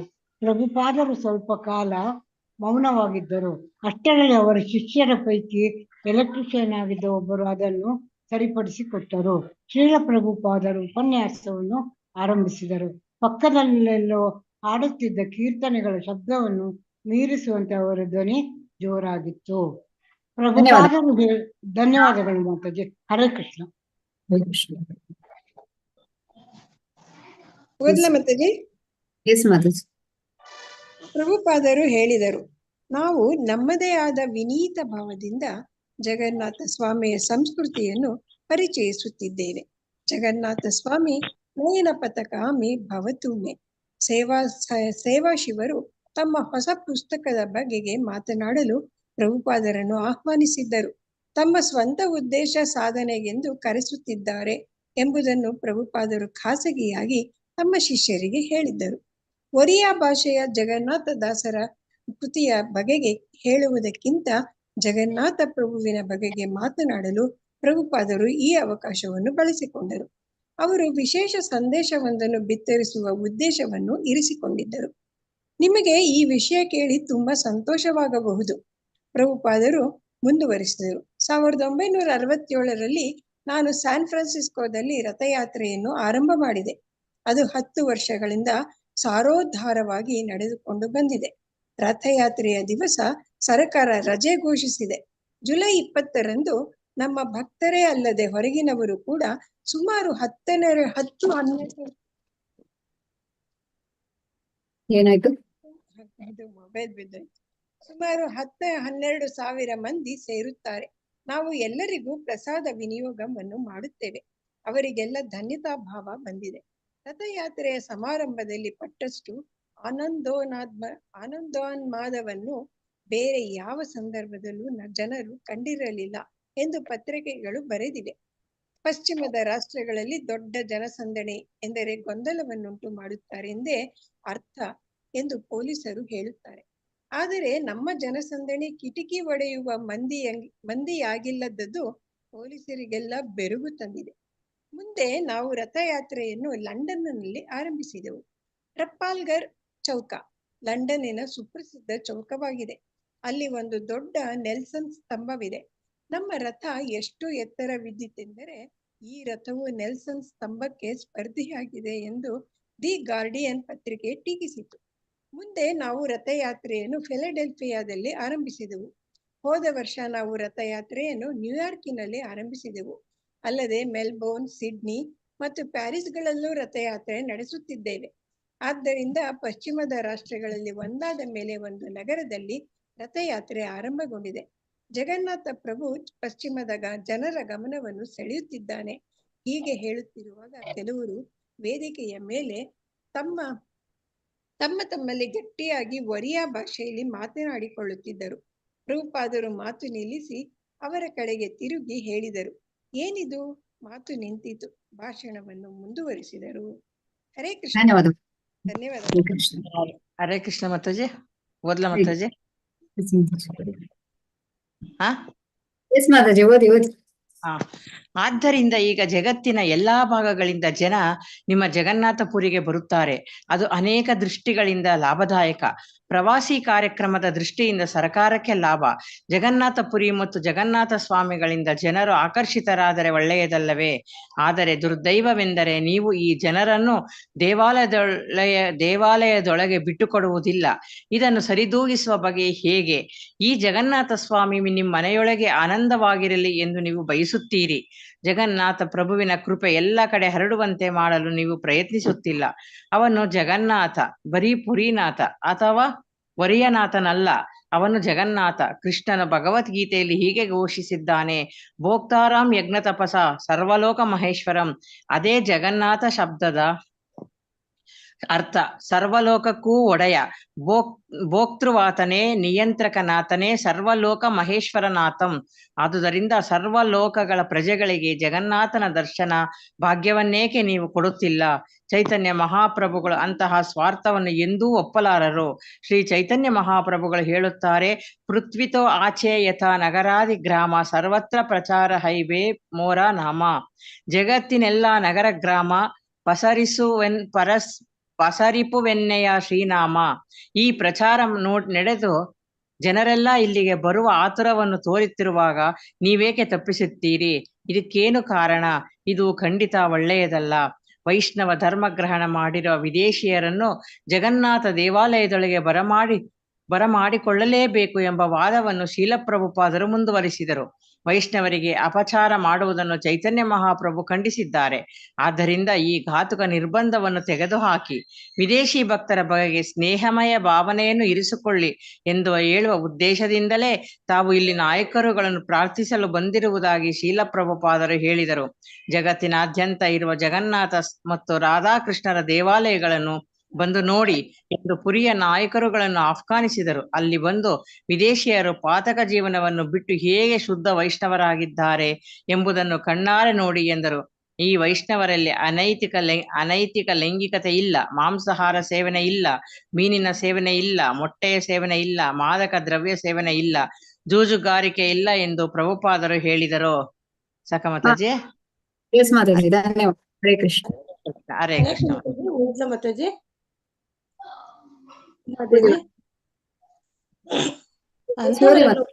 ಎಂದು ಸ್ವೀಕರಿಸಿ ನೀವು ಅವರಿಗೆ ಸೂಕ್ತ ಸ್ವಾಗತವನ್ನೇಕೆ ನೀಡಬಾರದು? ಅದೇ ನನ್ನ ಪ್ರಾರ್ಥನೆ. ಇಲ್ಲಿ ಅನೇಕ ಭಕ್ತರು ಉದ್ದಾಮ ವಿದ್ವಾಂಸರು ಇದ್ದೀರೆಂದು ಭಾವಿಸುತ್ತೇನೆ. ಈ ಅಲ್ಪದೃಷ್ಟಿಯ ನಿರ್ಬಂಧವನ್ನು ಕಿತ್ತೊಗೆಯಲು ನೀವೆಲ್ಲ ಶ್ರಮಿಸಬೇಕು. ಜಗತ್ತಿನ ಕಲ್ಯಾಣಕ್ಕಾಗಿ ಭಕ್ತಿ ಪಂಥವನ್ನು ಪ್ರಚಾರ ಮಾಡಲು ನೀವು ಎಲ್ಲರೂ ಜಗನ್ನಾಥ ಪ್ರಭುವಿನೊಂದಿಗೆ ಸಹಕರಿಸೋಣ. ಪ್ರಭುಪಾದರು ಉಪನ್ಯಾಸ ಮುಗಿಯುತ್ತಿದ್ದಂತೆ ಹರಿಶೌರಿಗಳು ಮುಂದೆ ಬಗ್ಗೆ ಪ್ರಶ್ನೆಗಳಿಗೆ ಉತ್ತರ ನೀಡುವಿರಾ ಎಂದು ಕೇಳಬಯಸಿದರು. ಅವರು ಸೇವಾಶಿವರು ಕೂಡಲೇ ಪ್ರಭುಪಾದರ ಹತ್ರ ಬಂದು, ಬೇಡ, ಪ್ರಶ್ನೆಗಳನ್ನು ಹಾಕಬೇಡಿ ಎಂದು ಹೇಳಿ ಆ ಸಂಜೆ ಸಾದರಪಡಿಸಬೇಕಾಗಿದ್ದ ಜಗನ್ನಾಥ ಭಾಗವತ ಗ್ರಂಥದ ಒಂದು ಸಣ್ಣ ಪೇಪರ್ ಬ್ಯಾಕ್ ಸಂಪುಟವನ್ನು ಶೀಲ ಪ್ರಭುಪಾದರು ಕೈಗೆ ಕೊಟ್ಟು ಈಗ ಅದರ ಬಗ್ಗೆ ಮಾತನಾಡಬೇಕೆಂದು ಕೋರಿದರು. ಆ ಗ್ರಂಥವನ್ನು ಬಿಡುಗಡೆ ಮಾಡಲಿ, ಅದರ ಮಹತ್ ಗುಣವನ್ನು ಕೊಂಡಾಡಲಿ ಎಂಬುದು ಅವರ ನಿರೀಕ್ಷೆಯಾಗಿತ್ತು. ಆದರೆ ಶೀಲ ಪ್ರಭುಪಾದರು ತಮ್ಮ ಕೈಯಲ್ಲಿದ್ದ ಪುಸ್ತಕದ ಕಡೆಗೆ ಲಘುವಾಗಿ ನೋಡಿ ಧ್ವನಿವರ್ಧಕದಲ್ಲಿ ಹೇಳಿದರು, ನನಗೆ ಒರಿಯಾ ಭಾಷೆ ಬರುವುದಿಲ್ಲ ಎಂದು ಏನು ಮಾಡಲಿ? ಇದು ಜಗನ್ನಾಥ ದಾಸರ ಭಾಗವತ ಎಂದು ಹೇಳಲಾಗಿದೆ, ಇದನ್ನು ಬಿಡುಗಡೆ ಮಾಡಿದ್ದೇನೆ ಎಂದು ಹೇಳಿದರು. ಪ್ರಭುಪಾದರು ಪುಸ್ತಕವನ್ನು ಕೆಳಗಿಟ್ಟು ಹೊರಡಲು ಎದ್ದು ನಿಂತರು. ಜನ ಕರತಾಡನ ಮಾಡಿದರು. ಅನಂತರ ಕತ್ತಲಲ್ಲಿ ಸಮುದ್ರದ ಮರಳಿನಲ್ಲಿ ನಡೆಯುತ್ತಿದ್ದರು. ಶಿಷ್ಯರೊಂದಿಗೆ ಹತ್ತಿರದ ಗೌಡಿಯ ಮಠದ ಬಳಿ ಬರುತ್ತಿದ್ದರು. ಆಗ ಶಿಷ್ಯರು ಕೀರ್ತನೆ ಮಾಡುತ್ತಿದ್ದರು. ಅನಂತರ ಪ್ರಭುಪಾದರು ಇನ್ನೊಂದು ಗೌಡಿಯ ಮಠ ದೇವಾಲಯದ ಬಳಿ ಪುರುಷೋತ್ತಮ ಮಠ ಬಂದರು. ಶಿಷ್ಯರಿಂದ ಮತ್ತೆ ಸಂಕೀರ್ತನ ಕಾರ್ಯಕ್ರಮ ಕಾರ್ಯಕ್ರಮವಾಯಿತು. ಹರೇ ಕೃಷ್ಣ ಮಾತಾಜಿ, ಧನ್ಯವಾದಗಳು. ಧನ್ಯವಾದ ಮಾತಾಜಿ. ಹರೇ ಕೃಷ್ಣ. ಎಸ್, ಯಾರು ಓದ್ಲಿಕ್ಕಿದ್ದೀರಾ? ಹರೇ ಕೃಷ್ಣ. ಹರೇ ಕೃಷ್ಣ ಮಾತಾಜಿ. ಹರೇ ಕೃಷ್ಣ ಮಾತಾಜಿ. ಹರೇ ಕೃಷ್ಣ. ಯಾರು ಓದಿಲ್ಲ? ನಾನು ಓದಿಲ್ಲ ಮಾತಾಜಿ. ಪುರುಷೋತ್ತಮ ಮಠದಲ್ಲಿ ಸಂಕೀರ್ತನವಾಗುತ್ತಿದ್ದಾಗ ಪ್ರಭುಪಾದರು ಒಂದು ಕುರ್ಚಿಯಲ್ಲಿ ಕುಳಿತರು. ಹೊರಡಲು ಕೋಲೂರಿ ಎದ್ದು ನಿಲ್ಲಲು ಯತ್ನಿಸಿದಾಗ ಅರ್ಧ ಇದ್ದಿದ್ದವರು ಮತ್ತೆ ಕುರ್ಚಿಯ ಮೇಲೆ ಬಿದ್ದರು. ಹರಿಶೌರಿಗಳು ತಮ್ಮ ತೋಳುಗಳಲ್ಲಿ ಹಿಡಿದು ಅವರನ್ನು ಎತ್ತಿ ನಿಲ್ಲಿಸಬೇಕಾಯಿತು. ಪ್ರಭುಪಾದರು ಮೌನವಾಗಿ ಅಲ್ಲಿಂದ ಹೊರಟು ಕಾರಿನ ಬಳಿಗೆ ಬಂದರು. ಪ್ರಭುಪಾದರು ಬಿದ್ದುದನ್ನು ಎಲ್ಲರೂ ನೋಡಿರಲಿಲ್ಲ. ಆದರೆ ಹರಿಶೌರಿಗಳು ತಮ್ಮ ಕೋಣೆಗೆ ಬಂದ ಕೂಡಲೇ ಕಾತರದಿಂದ ದೈವ ಸಹೋದರೊಬ್ಬರಿಗೆ ಪತ್ರ ಬರೆದು ಶ್ರೀಲ ಪ್ರಭುಪಾದರ ಆರೋಗ್ಯವು ಕ್ಷೀಣಿಸುತ್ತಿದೆ ಎಂಬುದಕ್ಕೆ ಇನ್ನೊಂದು ಸಾಕ್ಷಿ ಎಂದು ನಮೂದಿಸಿದ್ದರು. ಆದರೆ ಜಗನ್ನಾಥನ ಪರವಾಗಿ ಶ್ರೀಲ ಪ್ರಭುಪಾದರು ಸಾದರಪಡಿಸಿದ ವಾದದಲ್ಲಿ ಪುರಿಯ ಪಂಡಿತರಿಗೆ ಯಾವ ಕ್ಷೀಣತೆಯೂ ಕಂಡು ಬರಲಿಲ್ಲ. ಭುವನೇಶ್ವರದಲ್ಲಿ ಜನವರಿ 30ರಂದು ಬೆಳಗಿನ ಜಾವ 3 ಗಂಟೆಗೆ ಶ್ರೀಲ ಪ್ರಭುಪಾದರು ಶ್ರೀಮದ್ ಭಾಗವತದ ದಶಮ ಸ್ಕಂದದ ಉಕ್ತಲೇಖನವನ್ನು ಆರಂಭಿಸಿದರು. ಮುಂದಿನ ಕೋಣೆಯಲ್ಲಿದ್ದ ಅವರ ಸೇವಕರಲ್ಲಿ ಒಬ್ಬರು ಗೋಡೆಯ ಮೂಲಕ ಈ ಧ್ವನಿಯನ್ನು ಕೇಳಿ ಎಷ್ಟು ರೋಮಾಂಚನಗೊಂಡರೆಂದರೆ ಕುಳಿತ ಭಕ್ತರನ್ನೆಲ್ಲ ಎಬ್ಬಿಸಿ ಕೂರಿಸಿದರು. 2 ಕೋಣೆಗಳ ನಡುವಣ ಅಡ್ಡಗೋಡೆ 6 ಅಡಿ ಎತ್ತರವಾಗಿದ್ದು ಅನಂತರ ಹಟ್ಟಿ ಚಾಮನೆಯವರೆಗೂ ಮುಕ್ತವಾಗಿತ್ತು. ಆ ಬಯಲಿನ ಮೂಲಕ ಶ್ರೀಲ ಪ್ರಭುಪಾದರ ಧ್ವನಿ ಕ್ಷೀಣವಾಗಿದ್ದರೂ ಸ್ಪಷ್ಟವಾಗಿ ಕೇಳಿ ಬರುತ್ತಿತ್ತು. ದಶಮ ಸ್ಕಂದದ ಪ್ರತಿಯೊಂದು ಅಧ್ಯಾಯದ ಕಿರು ವಿವರಣೆಯನ್ನು ಅವರು ದಾಖಲಿಸುತ್ತಿದ್ದರು. 69 ಶ್ಲೋಕಗಳಿರುವ ಪ್ರಥಮ ಅಧ್ಯಾಯವು ಎಂದು ಆರಂಭಿಸಿ ಶ್ರೀಲ ಪ್ರಭುಪಾದರು ಶ್ರೀಕೃಷ್ಣನ ಅವತಾರದ ಬಗೆಗೆ ತಿಳಿಯಬಯಸಿದ ಪರೀಕ್ಷಿತ ಮಹಾರಾಜನ ಕಾತರವನ್ನು ವಿವರಿಸುತ್ತದೆ. ಅಲ್ಲದೆ 8ನೇ ಮಗುವಿನಿಂದ ಸಾವಿಗೆ ಒಳಗಾದ ಭಯದಲ್ಲಿ ಕಂಸನು ದೇವಕಿಯ 6 ಮಕ್ಕಳನ್ನು ಹೇಗೆ ಕೊಂದನೆಂಬ ವಿವರವೂ ಅಲ್ಲಿ ಬರುತ್ತದೆ. 2ನೇ ಅಧ್ಯಾಯದಲ್ಲಿ 42 ಶ್ಲೋಕಗಳಿವೆ ಎಂದು ಹೇಳಿದರು. ಪರಂಪರೆಯ ಜ್ಞಾನಕ್ಕೆ ಸ್ವಲ್ಪವೂ ಸ್ವಕಪೋಲ ಕಲ್ಪಿತ ಭಾವಗಳನ್ನು ಬೆರೆಸದೆ, ವ್ಯಾಖ್ಯಾನವನ್ನು ಬೆರೆಸದೆ, ಹೊಸದಾಗಿ ಏನನ್ನೂ ಸೇರಿಸದೆ, ಏನನ್ನೂ ತೆಗೆದುಹಾಕದೆ ಅವರು 90 ಅಧ್ಯಾಯಗಳಲ್ಲಿ ಪ್ರತಿಯೊಂದನ್ನು ಸಹನೆಯಿಂದ ಪ್ರಾಮಾಣಿಕವಾಗಿ ಅನುವಾದ ಮಾಡಿದ ರೀತಿಯು ಶೃಂಗಪ್ರಾಯವಾಗಿತ್ತು. ಆದ್ದರಿಂದಲೇ 5000 ವರ್ಷಗಳ ಹಿಂದೆ ಪರೀಕ್ಷಿತ ಮಹಾರಾಜನಿಗೆ ಶುಗಮುನಿಗಳು ಭಾಗವತದ ಪ್ರಪ್ರಥಮ ವ್ಯಾಖ್ಯಾಕೃತವಾಗಿ ಹೇಳಿದ್ದಷ್ಟೇ. ಮೇಲೆ ಮಾಡ್ಬೇಕು ಮಾತಾಜಿ. ಶ್ರದ್ಧೆಯಿಂದ ಶ್ರೀಲ ಪ್ರಭುಪಾದರು ಹೇಳಬಲ್ಲವರಾಗಿದ್ದರು. ಪ್ರಭುಪಾದರು ಧನ್ಯವಾದ. ಹರೇ ಕೃಷ್ಣ. ಧನ್ಯವಾದ ಮಾತಾಜಿ. ಹರೇ ಕೃಷ್ಣ. ಯಾರು ಓದ್ಲಿಕ್ಕಿದ್ದೀರಿ? ಹರೇ ಕೃಷ್ಣ. ಯಾರು ಅವಾಗ ನೀವು ಓದೋ ಮುಂಚೆ ಯಾರೊಬ್ರು ಹೇಳಿದ್ರಲ್ಲ ಓದ್ತೇನೆ ಅಂತ, ಯಾರು? ಹೌದು, ಹೇಳಿದ್ರು. ಹರೇ ಕೃಷ್ಣ ಮಾತಾಜಿ. ಹರೇ ಕೃಷ್ಣ ಮಾತಾಜಿ. ಅಲ್ಲಿಂದಲ್ವಾ ಮಾತಾಜಿ? ಪ್ರಭುಪಾದರು ಹೇಳುತ್ತಿದ್ದರು, ಕೃಷ್ಣ ಕಥೆಯನ್ನು ಸುಮ್ಮನೆ ಪಠನ ಮಾಡಿದರೆ ಸಾಕು, ಕಲಿಯುಗದ ಕಳಂಕದಿಂದ ಬಿಡುಗಡೆ ಹೊಂದಬಹುದು. ಇದೇ ಕೃಷ್ಣ ಪ್ರಜ್ಞೆಯ ಉದ್ದೇಶ. ಕೃಷ್ಣನ ಬಗೆಗೆ ಕೇಳುವುದು ಭೌತಿಕ ಬಂಧನಗಳಿಂದ ದೂರಾಗುವುದು. ತಮ್ಮ ಕಂಬಳಿಗಳ ಮೇಲೆ ಕುಳಿತು ಭಕ್ತರು ಆಲಿಸುತ್ತಿದ್ದರು. ಅವರು ಮತ್ತೆ ಮಲಗಳೇ ಇಲ್ಲ. ಅದು ಒಂದು ಮಹತ್ವದ ಚಾರಿತ್ರಿಕ ಮುಹೂರ್ತವಾಗಿತ್ತು. ದಶಮ ಸ್ಕಂದವು 5000 ವರ್ಷಗಳ ಹಿಂದೆ ಆರಂಭವಾಗುತ್ತದೆ. ರಾಕ್ಷಸ ದೊರೆಗಳು ಇಡೀ ಜಗತ್ತನ್ನೇ ಹಿಂಸಾಧಿಕಾರದಲ್ಲಿ ಇಟ್ಟುಕೊಂಡಿದ್ದ ಕಾಲ ಅದು. ಶ್ರೀಲ ಪ್ರಭುಪಾದರು ಆ ಕಾಲದ ಸ್ಥಿತಿಯನ್ನು ಇಂದಿನ ಪರಿಸ್ಥಿತಿಯೊಂದಿಗೆ ತುಲನಾತ್ಮಕವಾಗಿ ನೋಡುತ್ತಿದ್ದರು. ಅವರ ಧ್ವನಿ ಕ್ಷೀಣವಾಗಿದ್ದರೂ ಅದೃಢವಾಗಿರಲಿಲ್ಲ. ಅವರು ಹಿಂಚುಮುಂಚಿನವರಲ್ಲ, ಖಚಿತವಾಣಿ ಅವರದು. ಸರ್ವೋತ್ತಮನಾದ ಭಗವಂತನ ಪಾರಮ್ಯವನ್ನೇ ಲಕ್ಷ್ಯಕ್ಕೆ ತಂದುಕೊಳ್ಳದೆ ರಾಕ್ಷಸರು ತಾವೇ ಸ್ವತಂತ್ರ ರಾಜರುಗಳೆಂದು ಅಧ್ಯಕ್ಷರುಗಳೆಂದು ಹೇಳಿಕೊಂಡು ತಮ್ಮ ಸೇನಾ ಶಕ್ತಿಯನ್ನು ಹೆಚ್ಚಿಸಿಕೊಂಡು ಗೊಂದಲವನ್ನು ಸೃಷ್ಟಿಸುತ್ತಾರೆ. ಅಂತಹ ದುಷ್ಕೃತ್ಯಗಳು ಹೆಚ್ಚಾದಾಗ ಕೃಷ್ಣ ಅವತರಿಸುತ್ತಾನೆ. ಈಗಿನ ಸಂದರ್ಭವೂ ಇಂತಹದೇ. ಜಗತ್ತಿನ ಎಲ್ಲಾ ಕಡೆ ಅನೇಕ ರಾಕ್ಷಸಿ ರಾಷ್ಟ್ರಗಳು ಬಗೆಬಗೆಯಾಗಿ ತಮ್ಮ ಸೇನಾ ಶಕ್ತಿಯನ್ನು ವರ್ಧಿಸಿಕೊಳ್ಳುತ್ತಿರುವುದರಿಂದ ಇಡೀ ಸನ್ನಿವೇಶವು ಪ್ರಕ್ಷುಬ್ಧವಾಗಿದೆ. ಆದ್ದರಿಂದ ಕೃಷ್ಣನು ಹರೇ ಕೃಷ್ಣ ಚಳವಳಿ ಎಂಬ ತನ್ನ ಹೆಸರಿನಿಂದ ಅವತರಿಸಿದ್ದಾನೆ. ಈ ಚಳವಳಿಯು ಖಂಡಿತವಾಗಿ ಭೂಭಾರವನ್ನು ಕಡಿಮೆ ಮಾಡುತ್ತದೆ. ತತ್ವಜ್ಞಾನಿಗಳು, ಧಾರ್ಮಿಕರು ಮತ್ತು ಶ್ರೀಸಾಮಾನ್ಯರು ಈ ಚಳವಳಿಯಲ್ಲಿ ಗಂಭೀರವಾಗಿ ಪಾಲ್ಗೊಳ್ಳಬೇಕು, ಏಕೆಂದರೆ ಮನುಷ್ಯ ನಿರ್ಮಿತ ಯೋಜನಾ ತಂತ್ರಗಳಿಂದ ಜಗತ್ತಿನಲ್ಲಿ ಶಾಂತಿ ನೆಲೆಸಲಾರದು. ಎಸ್, ಧನ್ಯವಾದ ಮಾತಾಜಿ. ಹರೇ ಕೃಷ್ಣ ಮಾತಾಜಿ, ಧನ್ಯವಾದ. ಧನ್ಯವಾದ. ಶ್ರೀಲ ಪ್ರಭುಪಾದ ಕಿ ಜಯ.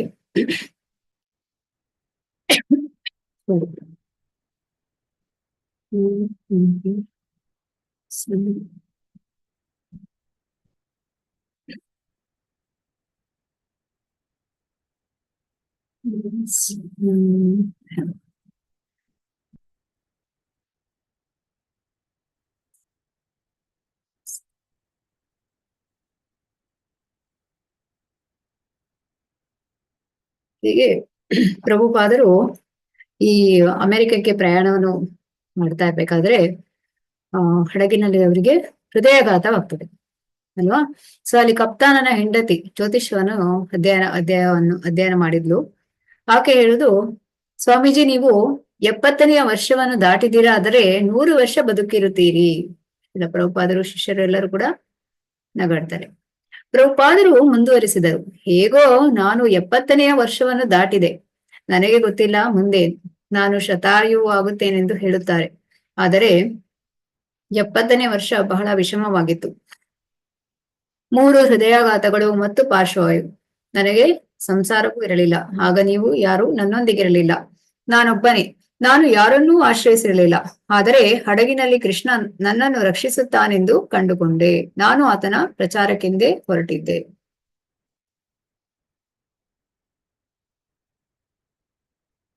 ಪ್ರಭುಪಾದರ ಗುರುಗಳು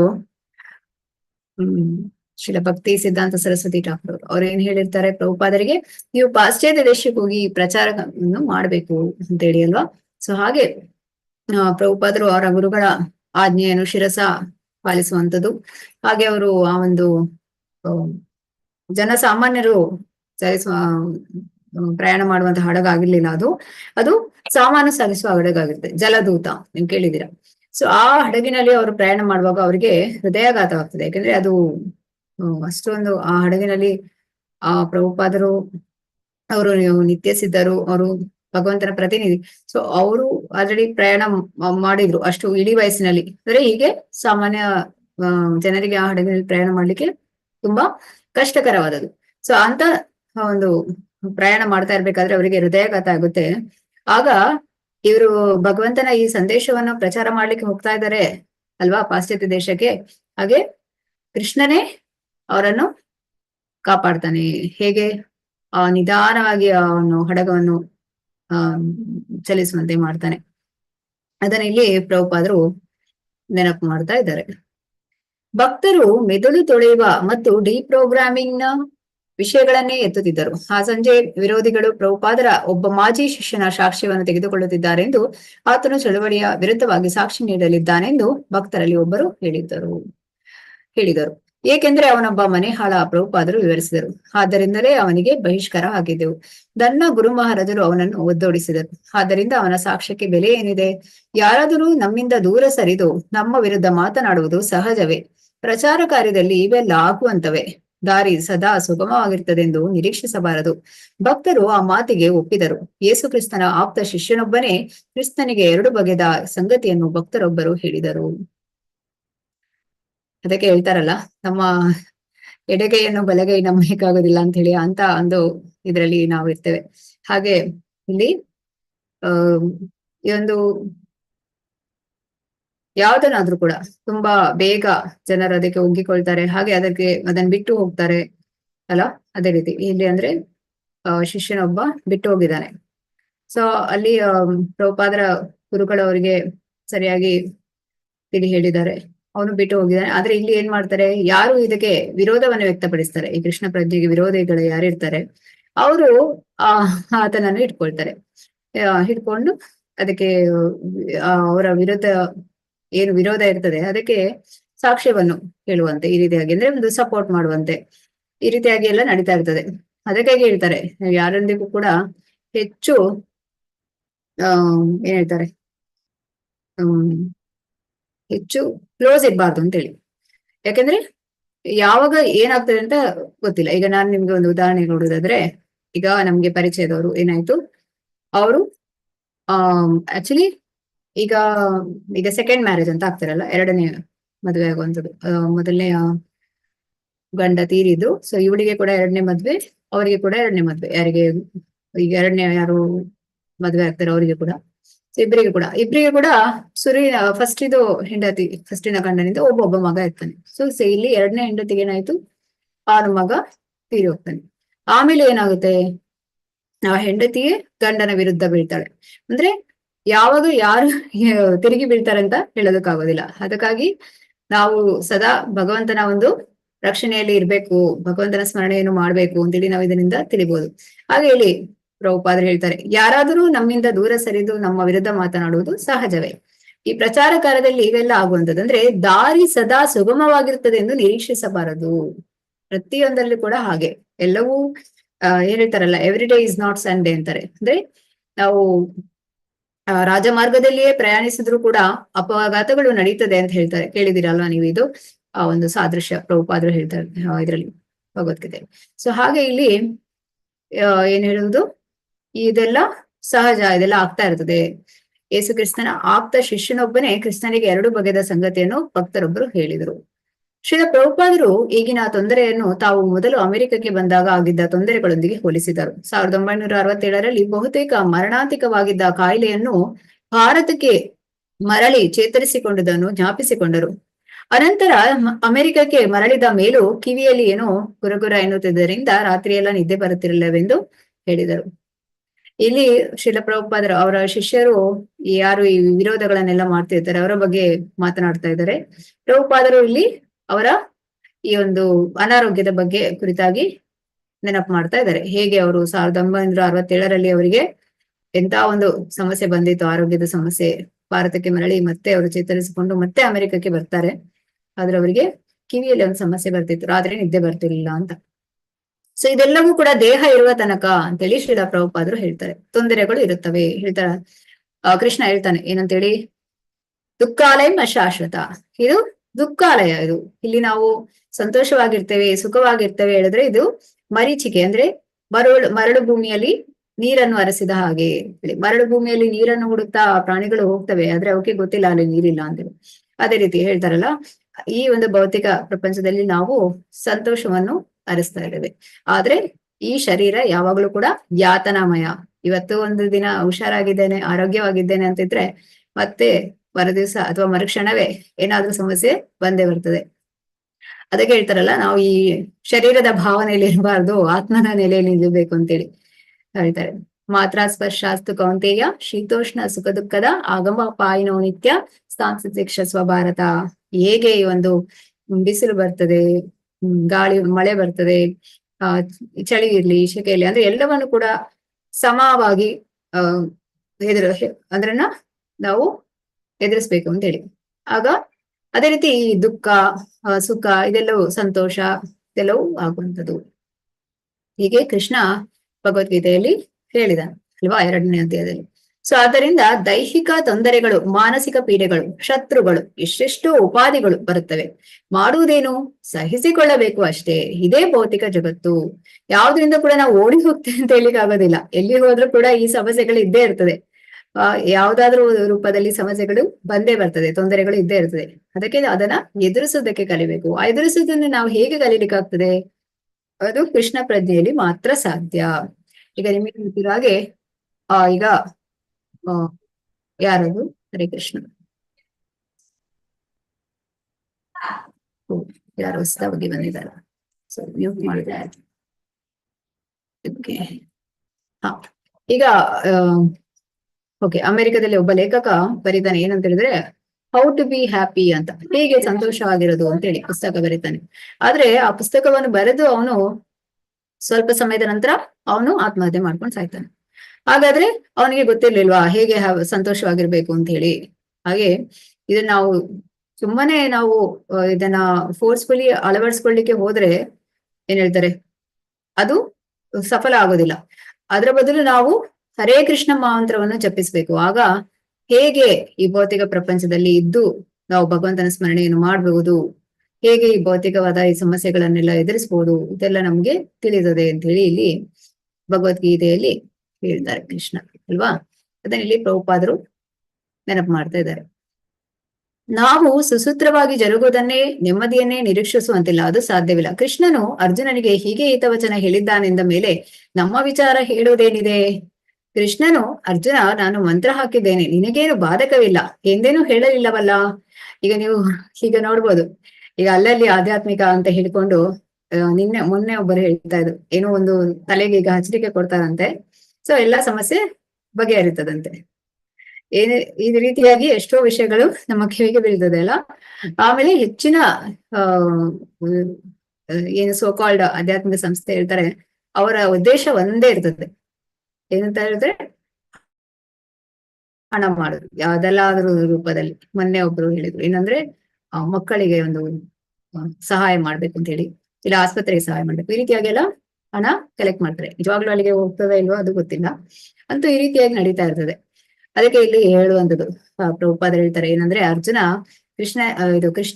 ಕೃಷ್ಣ ಅರ್ಜುನನಿಗೆ ಏನ್ ಹೇಳ್ತಾನೆ, ಈ ತರ ಹೇಳಿಲ್ಲ ಅಂತ, ನಾನು ಮಂತ್ರ ಹಾಕಿದ್ದೇನೆ, ನಿನಗೇನು ಬಾಧಕ ಇಲ್ಲ, ನೀನು ಏನು ಯುದ್ಧ ಮಾಡ್ಬೇಕಾಗಿಲ್ಲ ಅಂತ ಹೇಳಿ.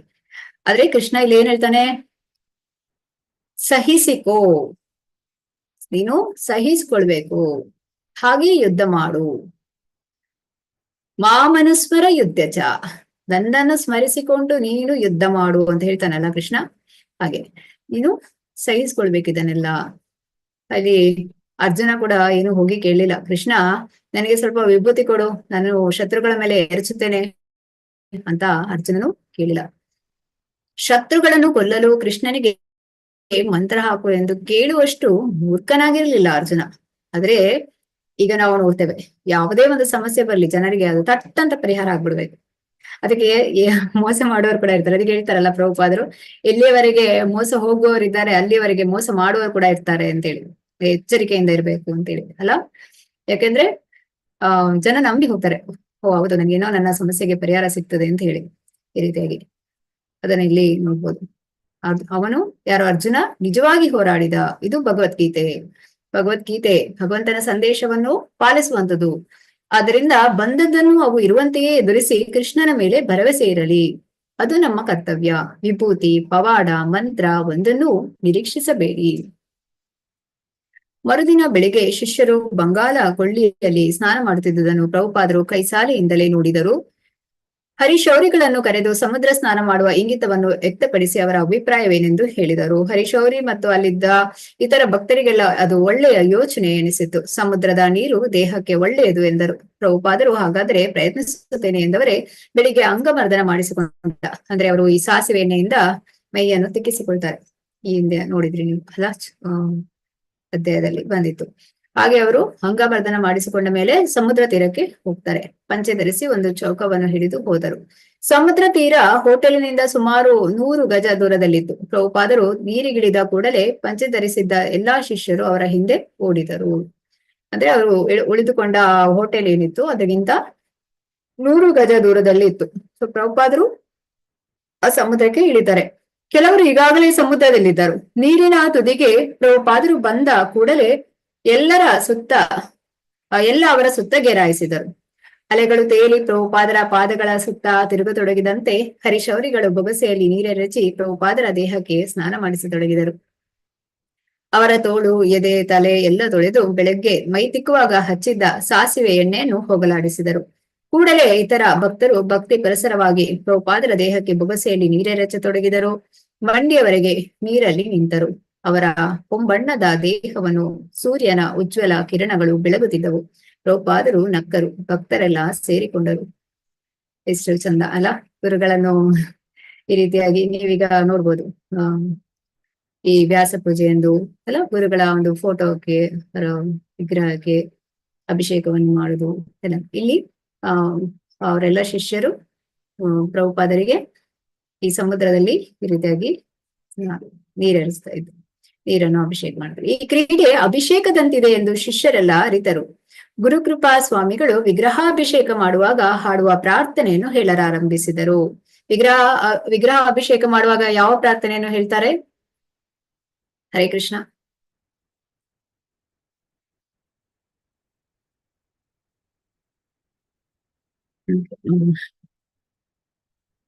ಹರೇ ಕೃಷ್ಣ ಹೇಳಿ. ಇಲ್ಲ ಯಾರು ಕೂಡ. ಬ್ರಹ್ಮ ಸಂಹಿತೆ ಏನ್ ಹೇಳ್ತಾರೆ ಕೇಳಿದಿರಾ? ಎಸ್, ಚಿಂತಾಮಣಿ ಪ್ರಕಾರ ಸದ್ಮಸು. ಈ ರೀತಿಯಾಗಿ ಅಭಿಷೇಕ ಏನು ಅಲ್ಲಿ ಕಡಲ ತೀರದಲ್ಲಿ, ಅವರು ಸಮುದ್ರ ತೀರದಲ್ಲಿ ನೀರನ್ನು ಹಾಕ್ತಾ ಇದ್ರು. ಇದನ್ನ ನೆನಪು ಮಾಡ್ತಾರೆ, ಹೇಳ್ತಾರೆ ಅವರು. ಯಾರು? ಅವರ ಶಿಷ್ಯರು, ಗುರುಕೃಪಾ ಸ್ವಾಮಿಗಳು. ಇತರ ಭಕ್ತರು ಸೇರಿಕೊಂಡರು. ಸಮುದ್ರದ ನೀರಿನಿಂದ ಅಭಿಷೇಕ ಮಾಡುತ್ತಾ ಹಾಡತೊಡಗಿದರು. ಶ್ರೀಲ ಪ್ರಭುಪಾದರಿಗೆ ತುಂಬಾ ಹಿತವಾಗಿತ್ತು. ಒಂದೊಂದು ಸಲ ತಮ್ಮ ತಲೆಯ ಮೇಲೂ ನೀರು ಸುರಿಯಿರಿ ಎಂದು ಸೂಚಿಸಲು ತಲೆಯನ್ನು ಮುಂದೆ ಮಾಡುತ್ತಿದ್ದರು. ಭಕ್ತರು ನೀರು ಸುರಿದಂತೆ ಕಣ್ಣನ್ನು ಮುಚ್ಚಿಕೊಂಡಿದ್ದರು. ಒಂದು ಸಲ ಆಯ ತಪ್ಪಿದಾಗ ಹರಿಶೌರಿಗಳು ಅವರನ್ನು ಹಿಡಿದುಕೊಂಡರು. ಯಾಕೆಂದ್ರೆ ಅದು ಮರಳಲ್ಲಿ ಅವರ ಕಾಲುಗಳು ಕೂತು ಹೋಗಿದ್ದು. ಅಲ್ಲಿ ಒಂದು ಬ್ಯಾಲೆನ್ಸ್ ಆಗೋದಿಲ್ಲ. ನಿಮ್ಗೆ ಸಮುದ್ರ ತೀರಕ್ಕೆ ಹೋದ್ರೆ ತಿಳಿದಿರುತ್ತೆ ಅಲ್ವಾ ಹೇಗಾಗುತ್ತೆ ಅಂತ. ಅಂದ್ರೆ ಒಂದು ನಮ್ಮ ಕಂಟ್ರೋಲ್ ಅಲ್ಲಿ ಇರೋದಿಲ್ಲ. ಆ ಒಂದು ಅಲೆಗಳು ಬಂದಾಗ ಕಾಲು ಮರಳಿನಲ್ಲಿ ಹೂತು ಹೋಗ್ತದೆ. ಹಾಗೆ ಒಂದು ಕಾಲನ್ನು ಎತ್ತಿದಾಗ ಅದು ಮಣ್ಣಾಗಿತ್ತು. ಕಾಲು ಬೆರಳುಗಳನ್ನು ಜಾಡಿಸಿದರು. ಕೆಲವರು ಭಕ್ತರು ಕಾಲಿನ ಮೇಲೆ ನೀರು ಸುರಿದು ಸ್ವಚ್ಛಗೊಳಿಸಿದರು. ಅನಂತರ ಪ್ರಭುಪಾದರು ಬಗ್ಗಿ ಸಮುದ್ರದ ನೀರನ್ನು ಬಾಯಿಗೆ ಹಾಕಿಕೊಂಡು ಮುಕ್ಕಳಿಸಿದರು. ಆ ನೀರು ಕೆಳಗೆ ಬೀಳುವುದರೊಳಗೆ ಸ್ವಲ್ಪ ನೀರು ಹಿಡಿದು ಕುಡಿಯುವುದು ಗುರುಕೃಪಾ ಸ್ವಾಮಿಯೊಬ್ಬರಿಗೆ ಮಾತ್ರ ಸಾಧ್ಯವಾಯಿತು. ಈಗ ಇದಕ್ಕೆ ಉದಾಹರಣೆಯಾಗಿ ನೀವು ನೋಡ್ತೀರಿ. ಯಾರು ಹೇಳ್ಬೋದಾ ಭಕ್ತರಾದದ್ದು? ಚಾತುರ್ಮಾಸ್ಯ ಅಂತ ಹೇಳಿ ವೈಷ್ಣವರ ಸೇವೆಯನ್ನು ಮಾಡ್ತಿರ್ತಾರೆ. ಅವರ ತಾಯಿ ನಾರದ ಮಹರ್ಷಿ. ವೆರಿ ಗುಡ್, ನಾರದ ಮಹರ್ಷಿಗಳು.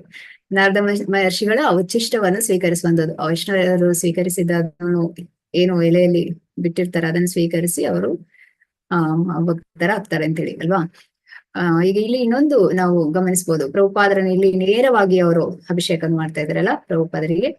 ಸೊ ಇದಕ್ಕೆ ಇಲ್ಲಿ ಒಪ್ಪು ಸೇವಾ, ವಾಣಿ ಸೇವಾ ಕೇಳಿದಿರಲ್ಲ ನೀವು. ಒಪ್ಪು ಸೇವಾ ಅಂದ್ರೆ ನೇರವಾಗಿ ಗುರುಗಳ ಒಂದು ಇದನ್ನು ಸೇವೆಯನ್ನು ಮಾಡುವಂಥದ್ದು. ಈಗ ಗುರುಗಳ ಒಂದು ಕಾಲನ್ನು ಒತ್ತುವಂಥದ್ದು ಈ ರೀತಿಯಾಗಿ ಅದೆಲ್ಲಿ ನೋಡ್ಬೋದು. ಇಲ್ಲಿ ಹಾಗೆ ವಾಣಿ ಸೇವಾ ಅಂತ ಹೇಳಿದ್ರೆ ಅವರ ಏನ್ ಹೇಳಿದ್ದಾರೆ, ಈಗ ರೆಕಾರ್ಡಿಂಗ್ ಎಲ್ಲ ಇರ್ತದೆ. ಪ್ರಭುಪಾದರು ಈಗ ಅವರ ರೆಕಾರ್ಡಿಂಗ್ ಮತ್ತೆ ಪುಸ್ತಕಗಳಲ್ಲಿ ಎಲ್ಲವೂ ಕೂಡ ವಾಣಿ ಸೇವಾ, ಅವರು ಹೇಳಿದ್ದನ್ನ ಕೇಳುವಂಥದ್ದು, ಓದುವಂಥದ್ದು, ತಿಳಿದುಕೊಳ್ಳುವಂಥದ್ದು ಇದೆ.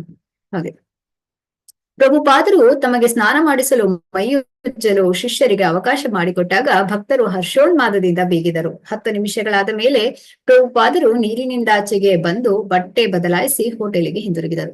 ಅಲ್ಲಿ ಇಬ್ಬರು ಭಕ್ತರು ಅವರನ್ನು ಸುಖಕರ ಕುರ್ಚಿಯಲ್ಲಿ ಕೂರಿಸಿದರು. ಎತ್ತಿಕೊಂಡು ಹೋಗಿ ಮಧ್ಯಾಹ್ನದ ವಿಶ್ರಾಂತಿಗೆಂದು ಕೋಣೆಯಲ್ಲಿ ಬಿಟ್ಟರು. ಮಧ್ಯಾಹ್ನ ಪುರಿಯ ಇನ್ನೊಬ್ಬ ಬ್ರಾಹ್ಮಣನ ಜೊತೆಯಲ್ಲಿ ಸೇವಾ ಶಿವರತರು ಪ್ರಭುಪಾದರನ್ನು ನೋಡಲು ಮತ್ತೆ ಬಂದರು. ಅವರು ಪ್ರಭುಪಾದರಿಗೆ ಜಗನ್ನಾಥನ ಪ್ರಸಾದವನ್ನು ಕೊಟ್ಟು ಜಗನ್ನಾಥಾಷ್ಟಕವನ್ನು ಹಾಡಿದರು. ಸೊ ನಾವೀಗ ಜಗನ್ನಾಥಾಷ್ಟಕ ಈ ಒಂದು ತರಗತಿ ಪ್ರಾರಂಭ ಆಗುವ ಮುಂಚೆ ಹಾಡಿದ್ವಿ ಅಲ್ವಾ. ಹಾಗೆ ಜಗನ್ನಾಥಾಷ್ಟಕವನ್ನು ಹಾಡ್ತಾರೆ. ಪ್ರಭುಪಾದರಿಗೆ ಜಗನ್ನಾಥನ ಪ್ರಸಾದವನ್ನು ಕೊಟ್ಟು, ಈ ಜಗನ್ನಾಥನಲ್ಲಿ ಯಥೇಚ್ಛವಾಗಿ ಪ್ರಸಾದ ಅಲ್ಲಿ ಇವು ಯಾರೆಲ್ಲ ಭೇಟಿ ಕೊಟ್ಟಿದ್ರೆ ನಿಮ್ಗೆ ಗೊತ್ತಿರ್ತದೆ. ಜಗನ್ನಾಥ ಸ್ವಾಮಿ ನಯನ ಪಥಗಾಮಿ ಭವತು ಮೇ, ಜಗನ್ನಾಥ ವಿಭುವೇ ನಯನ ಪಥಗಾಮಿಯೇ ದರ್ಶನವ ನೀಡೆನಗೆ. ಇಬ್ಬರು ಬ್ರಾಹ್ಮಣರು ಹಾಡು ಮುಗಿಸಿದಾಗ ಪ್ರಭುಪಾದರು ಹೇಳಿದರು, ಈ ಯುರೋಪಿನ ಮತ್ತು ಅಮೆರಿಕದ ವೈಷ್ಣವರು ಇದನ್ನೇ ಬೇಡುತ್ತಿದ್ದಾರೆ. ಜಗನ್ನಾಥ ಸ್ವಾಮಿ ನಯನ ಪಥಗಾಮಿ ಭವತು ಮೇ. ಈಗ ನಿಮ್ಮ ಮಧ್ಯಸ್ಥಿತಿಗೆಯಿಂದ ಅವರೆಲ್ಲ ಜಗನ್ನಾಥ ಸ್ವಾಮಿಯನ್ನು ನೋಡುವಂತಾಗಲಿ, ಅವರು ಅದನ್ನೇ ಬೇಡುತ್ತಿದ್ದಾರೆ. ಜಗನ್ನಾಥ ಸ್ವಾಮಿ ನಯನ ಪಥಗಾಮಿ ಅಂದ್ರೆ ಪಶ್ಚಿಮದ ಭಕ್ತರು ಜಗನ್ನಾಥ ದೇವಾಲಯಕ್ಕೆ ಪ್ರವೇಶಿಸಲಾರದ ವಿಷಯವಾಗಿ ಸೇವಾಶಿವರತರು ತಮ್ಮ ಅನುಕಂಪೆಯನ್ನು ಸೂಚಿಸಿದರು. ಅದಕ್ಕಿಂತ ಹೆಚ್ಚಾಗಿ ತಾವು ಸಂಗ್ರಹಿಸಿದ್ದ ಶ್ರೀಮದ್ ಭಾಗವತದ ಜಗನ್ನಾಥದಾಸರ ಅನುವಾದದ ಆಯ್ದ ಭಾಗಗಳನ್ನು ಒರಿಯಾ ಭಾಷೆಗೆ ಅನುವಾದಿಸಿದ್ದ ವಿಷಯವನ್ನು ಹೇಳಿದರು. ಸೇವಾಶಿವರತರು ಅದರ ಬಗೆಗೆ ವ್ಯಾಖ್ಯಾನವನ್ನು ಬರೆದಿದ್ದು ಆ ಗ್ರಂಥ ಸಂಜೆ ಒಂದು ಸಮಾರಂಭದಲ್ಲಿ ಬಿಡುಗಡೆಯಾಗಬೇಕಿತ್ತು. ಪ್ರಭುಪಾದರು ಸಭೆಗೆ ಬರುವುದಾಗಿಯೂ ಪುರಿಯ ಬ್ರಾಹ್ಮಣರನ್ನು ಧಾರ್ಮಿಕರನ್ನು ಉದ್ದೇಶಿಸಿ ಮಾತನಾಡುವುದಾಗಿಯೂ ಭರವಸೆ ನೀಡಿದರು. ಇಲ್ಲಿ ಪಾಶ್ಚಿಮಾತ್ಯರಿಗೆ ಆ ಜಗನ್ನಾಥ ದೇವಾಲಯಕ್ಕೆ ಪ್ರವೇಶ ಇರುವುದಿಲ್ಲ. ಆದ್ರೆ ಜಗನ್ನಾಥ ಏನ್ ಮಾಡ್ತಾನೆ ಗೊತ್ತಾ, ಅವನೇ ಬಂದು ದರ್ಶನವನ್ನು ಕೊಡ್ತಾನೆ. ಹೇಗೆ? ಯಾರು ಹೇಳ್ತೀರಿ? ಹರೇ ಕೃಷ್ಣ. ಹರೇ ಕೃಷ್ಣ. ಯಾರಿಗೂ ಗೊತ್ತಾಗ್ತಿಲ್ವಾ? ಜಗನ್ನಾಥ ಸ್ವಾಮಿ ರಥಯಾತ್ರೆ. ಸೊ ರಥಯಾತ್ರೆ ಮಾಡುವಾಗ ಭಗವಂತನ ದರ್ಶನ ಎಲ್ಲರಿಗೂ ಆಗ್ತದೆ ಅಲ್ವಾ? ಕೇಳಿಸ್ತಾ ಇದೆಯಾ? ಹರೇ ಕೃಷ್ಣ. ಹೌದು ಮಾತಾಜಿ, ಹೌದು, ಎಸ್ ಮಾತಾಡಿ. ಆಲ್ ಓವರ್ ದ ವರ್ಲ್ಡ್ ಅವರು ಹೌದು ರಥಯಾತ್ರೆ ಮಾತಾಡಿ. ಶುರು ಮಾಡಿದ್ರು. ಹಾ, ಎಸ್. ಅದಕ್ಕಿಂತ ಇಲ್ಲಿ ಇವರು ಸೇವಾ ಶಿವರಥರು ಅನುಕಂಪೆಯನ್ನು ಸೂಚಿಸ್ತಾರೆ. ಪಶ್ಚಿಮದ ಭಕ್ತರು ಜಗನ್ನಾಥ ದೇವಾಲಯಕ್ಕೆ ಪ್ರವೇಶಿಸ ಆಗುದಿಲ್ಲ ಅಂತೇಳಿ. ಆದ್ರೆ ಅದಕ್ಕಿಂತ ಹೆಚ್ಚಾಗಿ ಅವರು ಒಂದು ಇದು ಬರೆದಿರ್ತಾರೆ, ಶ್ರೀಮದ್ ಭಾಗವತದ ಜಗನ್ನಾಥ ದಾಸರ ಅನುವಾದದ 5 ಭಾಗಗಳನ್ನು ಒರಿಯಾ ಭಾಷೆಗೆ ಅನುವಾದಿಸಿದ್ದ ವಿಷಯವನ್ನು ಹೇಳ್ತಾರೆ. ಸೇವಾ ಶಿವರಥರು ಇದರ ಬಗೆಗೆ ವ್ಯಾಖ್ಯಾನವನ್ನು ಬರೆದಿದ್ರು. ಇದು ಆ ದಿನ ಸಂಜೆ ಸಮಾರಂಭದಲ್ಲಿ ಬಿಡುಗಡೆ ಬೇಕಿತ್ತು. ಅವರ ಪುಸ್ತಕ ಶ್ರೀಮದ್ ಭಾಗವತದ ಪುಸ್ತಕ ಏನದು ಒರಿಯಾ ಭಾಷೆಗೆ ಅನುವಾದ ಮಾಡಿದನು. ಸೊ ಸಭೆಗೆ ಪ್ರಭುಪಾದರು ಬರುವುದಾಗಿ ಹೇಳಿರ್ತಾರೆ. ಪುರಿಯ ಬ್ರಾಹ್ಮಣರನ್ನು ಧಾರ್ಮಿಕರನ್ನು ಉದ್ದೇಶಿಸಿ ಮಾತನಾಡುವುದಾಗಿಯೂ ಭರವಸೆ ನೀಡಿದರು. ಆ ಸಂಜೆ ಸಮುದ್ರ ತೀರದ ಬಯಲ ಚಪ್ಪರದಲ್ಲಿ ಶ್ರೀಲ ಪ್ರಭುಪಾದರು ಮುಖ್ಯ ಅತಿಥಿಯಾಗಿದ್ದರು. ಉದ್ದಾಮ ಕೀರ್ತನೋದ್ಘೋಷ ಮಾಡುತ್ತಾ ಭಕ್ತರು ಚಪ್ಪರದವರೆಗೆ ಅವರನ್ನು ವೈಭವದಿಂದ ಕರೆತಂದರು. ಎಷ್ಟು ಚಂದ ಅಲ್ಲ ನೋಡ್ಲಿಕ್ಕೆ. ಅಂದ್ರೆ ಶ್ರೀಲ ಪ್ರಭುಪಾದರು ಬರ್ತಾ ಇರ್ಬೇಕಾದ್ರೆ ಅವರನ್ನ ಕೀರ್ತನ ಮಾಡಿಸ್ತಾ ಅವರಿಗೆ ಒಂದು ವೆಲ್ಕಮ್ ಮಾಡ್ತಾರೆ, ಸ್ವಾಗತವನ್ನು ಮಾಡಿದ್ರು. ಪ್ರಭುಪಾದರು ಕುಳಿತರು. ಕೀರ್ತನೆ ಮುಗಿಯಿತು. ದೇವಾಲಯದ ಒಬ್ಬ ಮ್ಯಾನೇಜರ್ ಮುಂದೆ ಬಂದು ಶ್ರೀಲ ಪ್ರಭುಪಾದರಿಗೆ ಹಾರವನ್ನು ಹಾಕಿದ.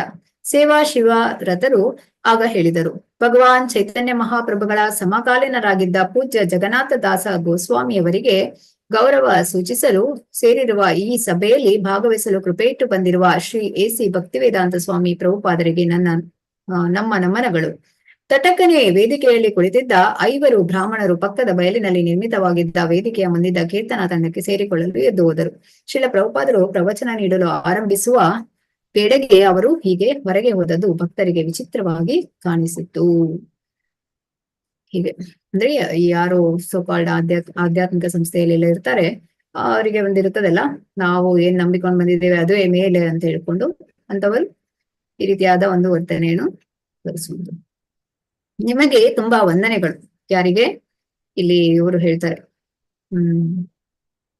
ಸೇವಾ ಶಿವರಥರು ಹೇಳ್ತಾರೆ ಹೀಗೆ, ಇವರು ಪ್ರಭುಪಾದರು ಬಂದಿದ್ದಾರೆ ಇಲ್ಲಿ, ಅವರಿಗೆ ನಮ್ಮ ನಮನಗಳು ಅಂತೇಳಿ ಅವರಿಗೆ ವಂದನೆಗಳನ್ನು ಸಲ್ಲಿಸಿ ಶ್ರೀಲ ಪ್ರಭುಪಾದರು ಉಪನ್ಯಾಸವನ್ನು ಆರಂಭಿಸಿದರು. ಆಗ ಧ್ವನಿವರ್ಧಕ ಕೆಟ್ಟು ಹೋಯಿತು. ಪ್ರಭುಪಾದರು ಸ್ವಲ್ಪ ಕಾಲ ಮೌನವಾಗಿದ್ದರು. ಅಷ್ಟರಲ್ಲಿ ಅವರ ಶಿಷ್ಯರ ಪೈಕಿ ಎಲೆಕ್ಟ್ರಿಷಿಯನ್ ಆಗಿದ್ದ ಒಬ್ಬರು ಅದನ್ನು ಸರಿಪಡಿಸಿಕೊಟ್ಟರು. ಈಗ ಹೇಳ್ತಾರಲ್ಲ, ಕೃಷ್ಣ ಪ್ರಜ್ಞೆಗೆ ಬರುವವರು ಬುದ್ಧಿವಂತರಾಗಿರ್ತಾರೆ. ಚೈತನ್ಯ ಮಹಾಪ್ರಭು ಹೇಳ್ತಾರೆ ಏನಂತೇಳಿ, ಕೃಷ್ಣ ವರ್ಣಂ ತ್ವಿಷಾ ಕೃಷ್ಣಂ ಸಾಂಗೋಪಾಂಗಸ್ತ್ರಪಾಶ್ರಿತಂ ಯಜಂತೆ ಸುಮೇಧಸ್ಯ ಅಂದ್ರೆ ಬುದ್ಧಿವಂತರು ಇದರಲ್ಲಿ ಪಾಲ್ಗೊಳ್ತಾರೆ ಅಂತೇಳಿ. ಹಾಗೆ ಪ್ರಭುಪಾದರ ಶಿಷ್ಯರ ಪೈಕಿ ಆ ಒಂದು ಏನು ಕೆಟ್ಟು ಹೋಗಿರ್ತದೆ ಆ ಧ್ವನಿವರ್ಧಕ ಅದನ್ನ ಸರಿ ಮಾಡಿಕೊಳ್ತಾರೆ. ಶ್ರೀಲ ಪ್ರಭುಪಾದರು ಉಪನ್ಯಾಸವನ್ನು ಆರಂಭಿಸಿದರು. ಪಕ್ಕದಲ್ಲೆಲ್ಲೋ ಹಾಡುತ್ತಿದ್ದ ಕೀರ್ತನೆಗಳ ಶಬ್ದವನ್ನು ಮೀರಿಸುವಂತೆ ಅವರ ಧ್ವನಿ ಜೋರಾಗಿತ್ತು. ಒಂದು ಕಡೆಯಲ್ಲಿ ಉಪನ್ಯಾಸ ಆಗ್ತಾ ಇದೆ ಪ್ರಭುಪಾದರದು, ಇನ್ನೊಂದು ಕಡೆಯಲ್ಲಿ ಕೀರ್ತನೆ ಏನ್ ಮಾಡ್ತಿದ್ದಾರೆ. ಅಂದ್ರೆ ಇಲ್ಲಿ ತುಂಬಾ ಬೇರೆ ಎಲ್ಲರೂ ಕೂಡ ಬಂದಿದ್ದಾರಲ್ಲ, ಯಾರೆಲ್ಲ ಪಂಡಿತರು ಬ್ರಾಹ್ಮಣರು ಎಲ್ಲ ಬಂದಿದ್ದಾರೆ. ಅವ್ರದ್ದೊಂದು ತಂಡ ಕೀರ್ತನೆ ನಡೀತಾ ಇದೆ ಇಲ್ಲಿ. ಆದ್ರೆ ಪ್ರಭುಪಾದರ ಒಂದು ಉಪನ್ಯಾಸ ಹೇಗಿತ್ತು, ಆ ಕೀರ್ತನ ಏನ್ ಮಾಡ್ತಾ ಇದ್ರು ಆ ಶಬ್ದವನ್ನು ಮೀರಿಸುವಂತೆ ಅವರ ಧ್ವನಿ ಜೋರಾಗಿತ್ತು. ಅದು ಕೂಡ ಆ ಒಂದು ಇಳಿ ವಯಸ್ಸಿನಲ್ಲಿ. ಪ್ರಭುಪಾದರು ಹೇಳಿದರು, ನಾವು ನಮ್ಮದೇ ಆದ ವಿನೀತ ಭಾವದಿಂದ ಜಗನ್ನಾಥ ಸ್ವಾಮಿಯ ಸಂಸ್ಕೃತಿಯನ್ನು ಪರಿಚಯಿಸುತ್ತಿದ್ದೇವೆ. ಜಗನ್ನಾಥ ಸ್ವಾಮಿ ನಯನ ಪಥಗಾಮಿ ಭವತು ಮೇ. ಸೇವಾ ಶಿವರು ತಮ್ಮ ಹೊಸ ಪುಸ್ತಕದ ಬಗೆಗೆ ಮಾತನಾಡಲು ಪ್ರಭುಪಾದರನ್ನು ಆಹ್ವಾನಿಸಿದ್ದರು. ತಮ್ಮ ಸ್ವಂತ ಉದ್ದೇಶ ಸಾಧನೆಗೆಂದು ಕರೆಸುತ್ತಿದ್ದಾರೆ ಎಂಬುದನ್ನು ಪ್ರಭುಪಾದರು ಖಾಸಗಿಯಾಗಿ ತಮ್ಮ ಶಿಷ್ಯರಿಗೆ ಹೇಳಿದ್ದರು. ಒರಿಯಾ ಭಾಷೆಯ ಜಗನ್ನಾಥ ದಾಸರ ಕೃತಿಯ ಬಗೆಗೆ ಹೇಳುವುದಕ್ಕಿಂತ ಜಗನ್ನಾಥ ಪ್ರಭುವಿನ ಬಗೆಗೆ ಮಾತನಾಡಲು ಪ್ರಭುಪಾದರು ಈ ಅವಕಾಶವನ್ನು ಬಳಸಿಕೊಂಡರು. ಅವರು ವಿಶೇಷ ಸಂದೇಶವೊಂದನ್ನು ಬಿತ್ತರಿಸುವ ಉದ್ದೇಶವಿರಿಸಿಕೊಂಡಿದ್ದರು. ಸೊ ಇಲ್ಲಿ ಸೇವಾ ಶಿವರು ಯಾಕೆ ಕರೆಸಿದ್ರು ಪ್ರಭುಪಾದರಿಗೆ ಆ ಪುಸ್ತಕದ ಬಗ್ಗೆ ಒಂದಷ್ಟು ಹೇಳ್ತಾರೆ ಅಂತೇಳಿ. ಬಟ್ ಇಲ್ಲಿ ಪ್ರಭುಪಾದರು ಜಗನ್ನಾಥ ಪ್ರಭುವಿನ ಬಗೆಗೆ ಮಾತನಾಡ್ತಾ ಇದ್ರು. ನಿಮಗೆ ಈ ವಿಷಯ ಕೇಳಿ ತುಂಬಾ ಸಂತೋಷವಾಗಬಹುದು. ಪ್ರಭುಪಾದರು ಮುಂದುವರಿಸಿದರು. 1967ರಲ್ಲಿ ನಾನು ಫ್ರಾನ್ಸಿಸ್ಕೋದಲ್ಲಿ ರಥಯಾತ್ರೆಯನ್ನು ಆರಂಭ ಮಾಡಿದೆ. ನಿಮ್ಗೆ ಗೊತ್ತಿದೆ ಅಲ್ವಾ, ಜಗನ್ನಾಥ್ ಬಲದೇವ ಸುಭದ್ರ ರಥದಲ್ಲಿ ಕುರಿಸಿ ಅವರು ಫ್ರಾನ್ಸಿಸ್ಕೋದಲ್ಲಿ ರಥಯಾತ್ರೆಯನ್ನು ಪ್ರಾರಂಭ ಮಾಡುವಂಥದ್ದು. ಅದು 10 ವರ್ಷಗಳಿಂದ ಸಾರೋತ್ತಾರವಾಗಿ ನಡೆದುಕೊಂಡು ಬಂದಿದೆ. ರಥಯಾತ್ರೆಯ ದಿವಸ ಸರ್ಕಾರ ರಜೆ ಘೋಷಿಸಿದೆ. ಆ ಒಂದು 2ನೆಯ ರಥಯಾತ್ರೆಯಲ್ಲಿ ಇವರಿದ್ರು. 2ನೆಯ ರಥಯಾತ್ರೆಯಲ್ಲಿ ಯಾರು ಗುರು ಮಹಾರಾಜರಿದ್ರು, ಜಯಪತಾಕ ಸ್ವಾಮಿ ಗುರು ಮಹಾರಾಜರು. ನೀವು ಅದು ಮೊನ್ನೆ ಪ್ರಭುಜಿಯವರ ತರಗತಿಯಲ್ಲಿ ಕೇಳಿದ್ರಿ. ಹಾಗೆ ಇಲ್ಲಿ ಅಂತ ಒಂದು 10-12 ಸಾವಿರ ಮಂದಿ ಸೇರ್ತಾ ಇದ್ರು ಆ ರಥಯಾತ್ರೆಗೆ. 10 ಮಿನಿಟ್ಸ್ ಕ್ಲಾಸ್ ಆಗುತ್ತೆ ಈಗ. ಆ ಒಂದು ನಂಬರ್ ಹೇಳಿದೆ ಅಂತ ರೆಕಾರ್ಡ್ ಆಗ್ತಾ ಉಂಟು. ನೀನ್ ಎಂತ ಆನ್ ಇವಾಗ ಮಾತಾಡ್ತೀರ ಅಷ್ಟೇ ಸ್ವಲ್ಪ ಕೂಡ. 10 ಮಿನಿಟ್ಸ್ ಅಲ್ಲಿ ತೇರ್ ಮುಗಿದು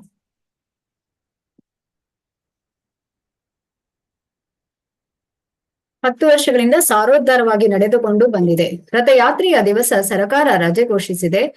ಜುಲೈ 20ರಂದು ನಮ್ಮ ಭಕ್ತರೇ ಅಲ್ಲದೆ ಹೊರಗಿನವರು ಕೂಡ ಸುಮಾರು 10-12 ಸಾವಿರ ಮಂದಿ ಸೇರುತ್ತಾರೆ. ನಾವು ಎಲ್ಲರಿಗೂ ಪ್ರಸಾದ ವಿನಿಯೋಗವನ್ನು ಮಾಡುತ್ತೇವೆ. ಅವರಿಗೆಲ್ಲ ಧನ್ಯತಾ ಭಾವ ಬಂದಿದೆ. ರಥಯಾತ್ರೆಯ ಸಮಾರಂಭದಲ್ಲಿ ಪಟ್ಟಷ್ಟು ಆನಂದೋನ್ಮಾದವನ್ನು ಬೇರೆ ಯಾವ ಸಂದರ್ಭದಲ್ಲೂ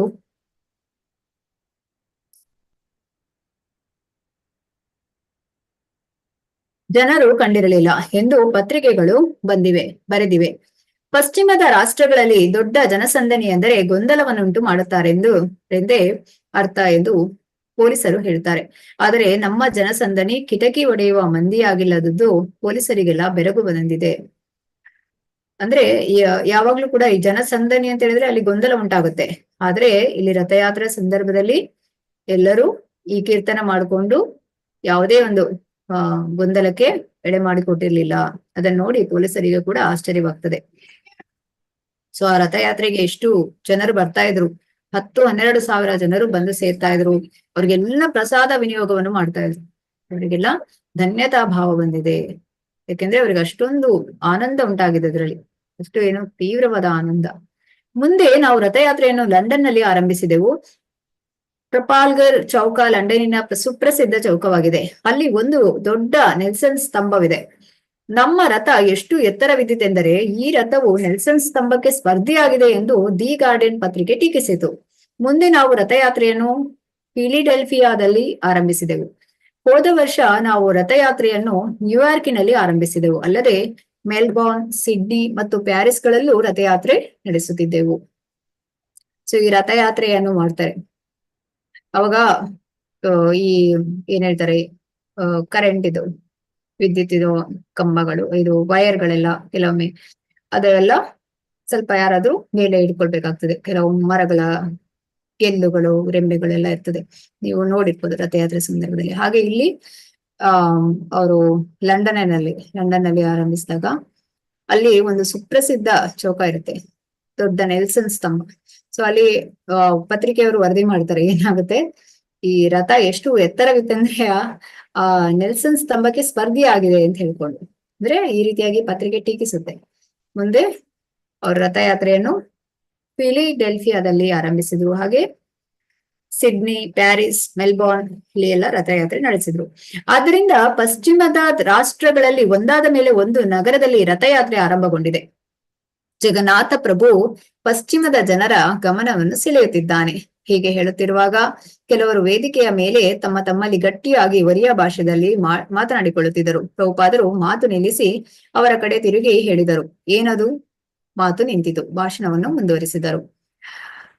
ಆದ್ದರಿಂದ ಈಗ ಜಗತ್ತಿನ ಎಲ್ಲಾ ಭಾಗಗಳಿಂದ ಜನ ನಿಮ್ಮ ಜಗನ್ನಾಥಪುರಿಗೆ ಬರುತ್ತಾರೆ. ಅದು ಅನೇಕ ದೃಷ್ಟಿಗಳಿಂದ ಲಾಭದಾಯಕ. ಪ್ರವಾಸಿ ಕಾರ್ಯಕ್ರಮದ ದೃಷ್ಟಿಯಿಂದ ಸರ್ಕಾರಕ್ಕೆ ಲಾಭ. ಜಗನ್ನಾಥಪುರಿ ಮತ್ತು ಜಗನ್ನಾಥ ಸ್ವಾಮಿಗಳಿಂದ ಜನರು ಆಕರ್ಷಿತರಾದರೆ ಒಳ್ಳೆಯದಲ್ಲವೇ? ಆದರೆ ದುರ್ದೈವವೆಂದರೆ ನೀವು ಈ ಜನರನ್ನು ದೇವಾಲಯದೊಳಗೆ ಬಿಟ್ಟುಕೊಳ್ಳುವುದಿಲ್ಲ. ಇದನ್ನು ಸರಿದೂಗಿಸುವ ಬಗೆ ಹೇಗೆ? ಈ ಜಗನ್ನಾಥ ಸ್ವಾಮಿ ನಿಮ್ಮ ಮನೆಯೊಳಗೆ ಆನಂದವಾಗಿರಲಿ ಎಂದು ನೀವು ಬಯಸುತ್ತೀರಿ. ಜಗನ್ನಾಥ ಪ್ರಭುವಿನ ಕೃಪೆ ಎಲ್ಲಾ ಕಡೆ ಹರಡುವಂತೆ ಮಾಡಲು ನೀವು ಪ್ರಯತ್ನಿಸುತ್ತಿಲ್ಲ. ಯಾಕೆಂದ್ರೆ ಜಗನ್ನಾಥನ ಕೃಪೆ, ಈ ಒಂದು ಕಲಿಯುಗದಲ್ಲಿ ಜಗನ್ನಾಥ ತುಂಬಾ ಮರ್ಸಿಫುಲ್ ಅಂತೆ. ಅವನ ಕೃಪೆ ಹೇಳ್ತಾರಲ್ಲ ತುಂಬಾ ಕರುಣಾಳು, ಅವನ ಕೃಪೆ ಎಲ್ಲ ಕಡೆ ಇಡುವಂಥದ್ದು ಮಾಡ್ಬೇಕು ಅಂತ ಹೇಳಿ ಇಲ್ಲಿ ಪ್ರಭುಪಾದರು ಹೇಳ್ತಾರೆ. ಯಾಕಂದ್ರೆ ಪಾಶ್ಚಿಮಾತ್ಯರಿಗೆ ಅಲ್ಲಿ ಅವಕಾಶ ಇರಲಿಲ್ಲ.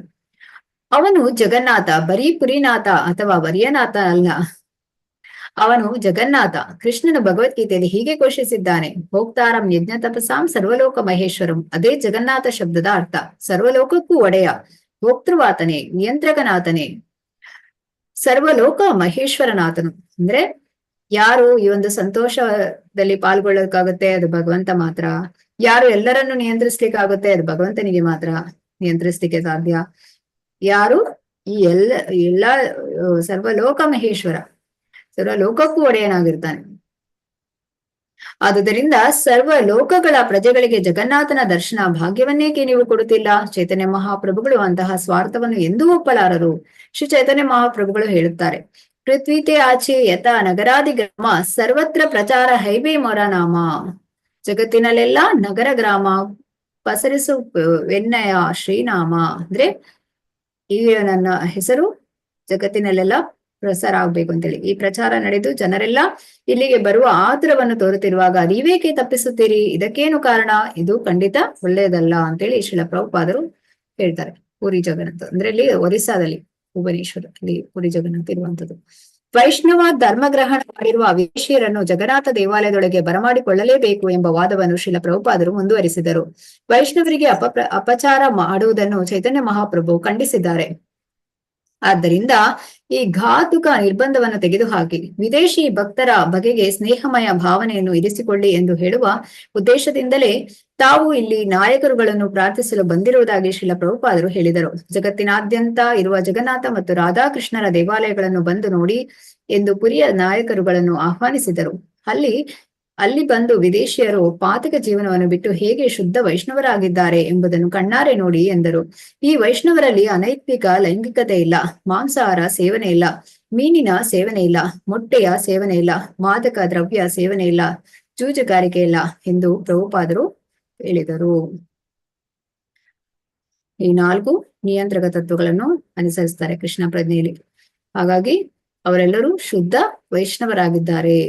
ಸೊ ಇಲ್ಲಿ ನಾನು ಅಮೆರಿಕ, ನಾನು ಭಾರತೀಯ, ಈ ರೀತಿಯ ಭೇದ ಭಾವ ಸಲ್ಲದು ಅಂತ ಹೇಳ್ತಾರೆ ಪ್ರಭುಪಾದ. ಸೊ ಅಂತವರನ್ನು ವೈಷ್ಣವರೆಂದು ಸ್ವೀಕರಿಸಿ ನೀವು ಅವರಿಗೆ ಸೂಕ್ತ ಸ್ವಾಗತವನ್ನು ಏಕೆ ನೀಡಬಾರದು? ಈಗ ಸೋಕಾಲ್ಡ್ ಆಧ್ಯಾತ್ಮಿಕ ಸಂಸ್ಥೆಗಳು ಅಂತ ಹೇಳ್ತಾರೆ. ಯಾವುದೇ ಒಂದು ಇದ್ರಲ್ಲಿ ಧರ್ಮದಲ್ಲಿ ಏನ್ ಮಾಡ್ತಾರೆ, ಈ ಒಂದು 4 ನಿಯಂತ್ರಣಗಳ ತತ್ವಗಳನ್ನು ಅನುಸರಿಸಲಿಕ್ಕೆ ಹೋಗೋದಿಲ್ಲ. ಇದನ್ನೆಲ್ಲ ಮಾಡ್ತಾನೆ ಅವರು ಭಕ್ತಿಗೆ ಅಂತ ಮಾಡ್ತಾರೆ. ಆದ್ರೆ ಶ್ರೀಲ ಪ್ರಭುಪಾದರು ಇಲ್ಲಿ ನಮ್ಗೆ 4 ನಿಯಂತ್ರಕ ತತ್ವಗಳನ್ನು ಅನುಸರಿಸಿ 16 ಸುತ್ತು ಜಪ ಮಾಡಿ ಮತ್ತೆ ಭಕ್ತಿ ಸೇವೆಯನ್ನು ಮಾಡಿ ಹೇಳ್ತಾರೆ. ಖಾಲಿ ಭಕ್ತಿ ಅಲ್ಲ, ಭಕ್ತಿ ಸೇವೆಯನ್ನು ಮಾಡಿ ಭಗವಂತನಿಗೆ ಪ್ರೀತಿಯಿಂದ ಸೇವೆಯನ್ನು ಮಾಡುವಂಥದ್ದು. ಹರೇ ಕೃಷ್ಣ ಮಹಾಮಂತ್ರವನ್ನು ಜಪಿಸೋದು ಅಂತ ಹೇಳಿದ್ರೆ ಅದು ನಾವು ಸೇವೆಯನ್ನು ಮಾಡಿದಾಗ ಹೇಳ್ತೇವೆ. ಹಾಗೆ ಹೇಳಿ ಪ್ರಭುಪಾದರು ಹೇಳ್ತಾರೆ ಅಂತೇಳಿ, ಈ ಅಲ್ಪದೃಷ್ಟಿಯ ನಿರ್ಬಂಧವನ್ನು ಕಿತ್ತೊಗೆಯಲು ನೀವೆಲ್ಲ ಶ್ರಮಿಸಬೇಕು. ಜಗತ್ತಿನ ಕಲ್ಯಾಣಕ್ಕಾಗಿ ಭಕ್ತಿ ಪಂಥವನ್ನು ಪ್ರಚಾರ ಮಾಡಲು ನೀವು ಎಲ್ಲರೂ ಜಗನ್ನಾಥ ಪ್ರಭುವಿನೊಂದಿಗೆ ಸಹಕರಿಸೋಣ. ಪ್ರಭುಪಾದರ ಉಪನ್ಯಾಸ ಮುಗಿಯುತ್ತಿದ್ದಂತೆ ಹರಿಶೌರಿಗಳು ಮುಂದೆ ಬಗ್ಗಿ ಪ್ರಶ್ನೆಗಳಿಗೆ ಉತ್ತರ ನೀಡುವಿರಾ ಎಂದು ಕೇಳ ಬಯಸಿದರು. ಆದರೆ ಸೇವಾ ಶಿವರು ಕೂಡಲೇ ಪ್ರಭುಪಾದರ ಹತ್ತಿರ ಬಂದು, ಬೇಡ, ಪ್ರಶ್ನೆಗಳನ್ನು ಹಾಕಬೇಡಿ ಎಂದು ಹೇಳಿ ಆ ಸಂಜೆ ಸಾದರಪಡಿಸಬೇಕಿದ್ದ ಜಗನ್ನಾಥ ಭಾಗವತ ಗ್ರಂಥದ ಒಂದು ಸಣ್ಣ ಪೇಪರ್ ಬ್ಯಾಗ್ ಸಂಪುಟವನ್ನು ಶ್ರೀಲ ಪ್ರಭುಪಾದರ ಕೈಗೆ ಕೊಟ್ಟು ಈಗ ಅದರ ಬಗೆಗೆ ಮಾತನಾಡಬೇಕೆಂದು ಕೋರಿದರು. ಆ ಗ್ರಂಥವನ್ನು ಬಿಡುಗಡೆ ಮಾಡಲಿ, ಅದರ ಮಹದ್ ಗುಣವನ್ನು ಕೊಂಡಾಡಲಿ ಎಂಬುದು ಅವರ ನಿರೀಕ್ಷೆಯಾಗಿತ್ತು. ಆದರೆ ಶ್ರೀಲ ಪ್ರಭುಪಾದರು ತಮ್ಮ ಕೈಯಲ್ಲಿದ್ದ ಪುಸ್ತಕದ ಕಡೆ ಲಘುವಾಗಿ ನೋಡಿ ಧ್ವನಿವರ್ಗದಲ್ಲಿ ಹೇಳಿದರು, ನನಗೆ ಒರಿಯ ಭಾಷೆ ಬರುವುದಿಲ್ಲ, ಏನು ಮಾಡಲಿ? ಇದು ಜಗನ್ನಾಥದಾಸರ ಭಾಗವತ ಎಂದು ಹೇಳಲಾಗಿದೆ, ಇದನ್ನು ಬಿಡುಗಡೆ ಮಾಡಿದ್ದೇನೆ ಎಂದು ಹೇಳಿದರು. ಪ್ರಭುಪಾದರು ಪುಸ್ತಕಗಳನ್ನು ಕೆಳಗಿಟ್ಟು ಹೊರಡಲು ಎದ್ದು ನಿಂತರು. ಜನ ಕರತಾಡನ ಮಾಡಿದರು. ಎಲ್ಲರೂ ಜನರು ಚಪ್ಪಾಳೆಯನ್ನು ತಟ್ಟಿದ್ರು.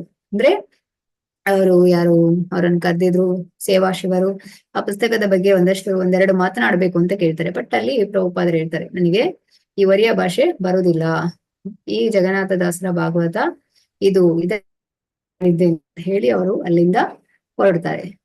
ಜನರೆಲ್ಲ ಚಪ್ಪಾಳೆಯನ್ನು ತಟ್ತಾರೆ. ಅನಂತರ ಕತ್ತಲಲ್ಲಿ ಸಮುದ್ರದ ಮರಳಿನಲ್ಲಿ ನಡೆಯುತ್ತಿದ್ದರು. ಶಿಷ್ಯರೊಂದಿಗೆ ಹತ್ತಿರದ ಗೌಡಿಯ ಮಠದ ಬಳಿ ಬರುತ್ತಿದ್ದರು. ಅಲ್ಲಿ ಶಿಷ್ಯರು ಕೀರ್ತನೆ ಮಾಡುತ್ತಿದ್ದರು. ಅನಂತರ ಪ್ರಭುಪಾದರು ಇನ್ನೊಂದು ಗೌಡಿಯ ಮಠ ದೇವಾಲಯದ ಬಳಿ ಪುರುಷೋತ್ತಮ ಮಠ ಎಂದರು. ಪುರುಷೋತ್ತಮ ಮಠ ಬಂದರು. ಶಿಷ್ಯರಿಂದ ಮತ್ತೆ ಸಂಕೀರ್ತನ ಕಾರ್ಯಕ್ರಮವಾಯಿತು.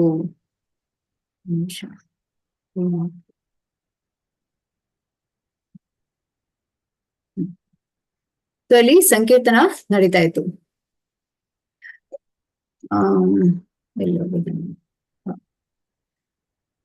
ಪುರುಷೋತ್ತಮ ಮಠದಲ್ಲಿ ಸಂಕೀರ್ತನವಾಗುತ್ತಿದ್ದಾಗ ಪ್ರಭುಪಾದರು ಒಂದು ಕುರ್ಚಿಯಲ್ಲಿ ಕುಳಿತರು. ಹೊರಡಲು ಕೋಳೂರಿ ಎದ್ದು ನಿಲ್ಲಲು ಯತ್ನಿಸಿದಾಗ ಅರ್ಧ ಎದ್ದಿದ್ದವರು ಮತ್ತೆ ಕುರ್ಚಿಯ ಮೇಲೆ ಬಿದ್ದರು. ಹರಿಶೌರಿಗಳು ತಮ್ಮ ತೋಳುಗಳಲ್ಲಿ ಹಿಡಿದು ಅವರನ್ನು ಎತ್ತಿ ನಿಲ್ಲಿಸಬೇಕಾಯಿತು. ಪ್ರಭುಪಾದರು ಮೌನವಾಗಿ ಅಲ್ಲಿಂದ ಹೊರಟು ಕಾರಿನ ಬಳಿಗೆ ಬಂದರು. ಪ್ರಭುಪಾದರು ಬಿದ್ದುದನ್ನು ಎಲ್ಲರೂ ನೋಡಿರಲಿಲ್ಲ. ಆದರೆ ಹರಿಶೌರಿಗಳು ತಮ್ಮ ಕೋಣೆಗೆ ಬಂದ ಕೂಡಲೇ ಕಾತರದಿಂದ ದೈವ ಸೋದರರೊಬ್ಬರಿಗೆ ಪತ್ರ ಬರೆದು ಶ್ರೀಲ ಪ್ರಭುಪಾದರ ಆರೋಗ್ಯವು ಕ್ಷೀಣಿಸುತ್ತಿದೆ ಎಂಬುದಕ್ಕೆ ಇನ್ನೊಂದು ಸಾಕ್ಷಿ ಎಂದು ನಮೂದಿಸಿದ್ದರು. ಆದರೆ ಜಗನ್ನಾಥನ ಪರವಾಗಿ ಶ್ರೀಲ ಪ್ರಭುಪಾದರು ಸಾದರಪಡಿಸಿದ ವಾದದಲ್ಲಿ ಪುರಿಯ ಪಂಡಿತರಿಗೆ ಯಾವ ಕ್ಷೀಣತೆಯೂ ಕಂಡುಬರಲಿಲ್ಲ. ಹಾಗೆ ಅವರ ಆರೋಗ್ಯದಲ್ಲಿ ಸಮಸ್ಯೆ ಇದೆ ಅಂತ ಹೇಳಿ ಹರೀಶ್ ಅದನ್ನ ಗಮನಿಸಿರ್ತಾರೆ. ಅವರು ಅದನ್ನ ಏನಿರ್ತಾರೆ ಗಂಭೀರವಾಗಿ ತೆಗೆದುಕೊಳ್ತಾರೆ.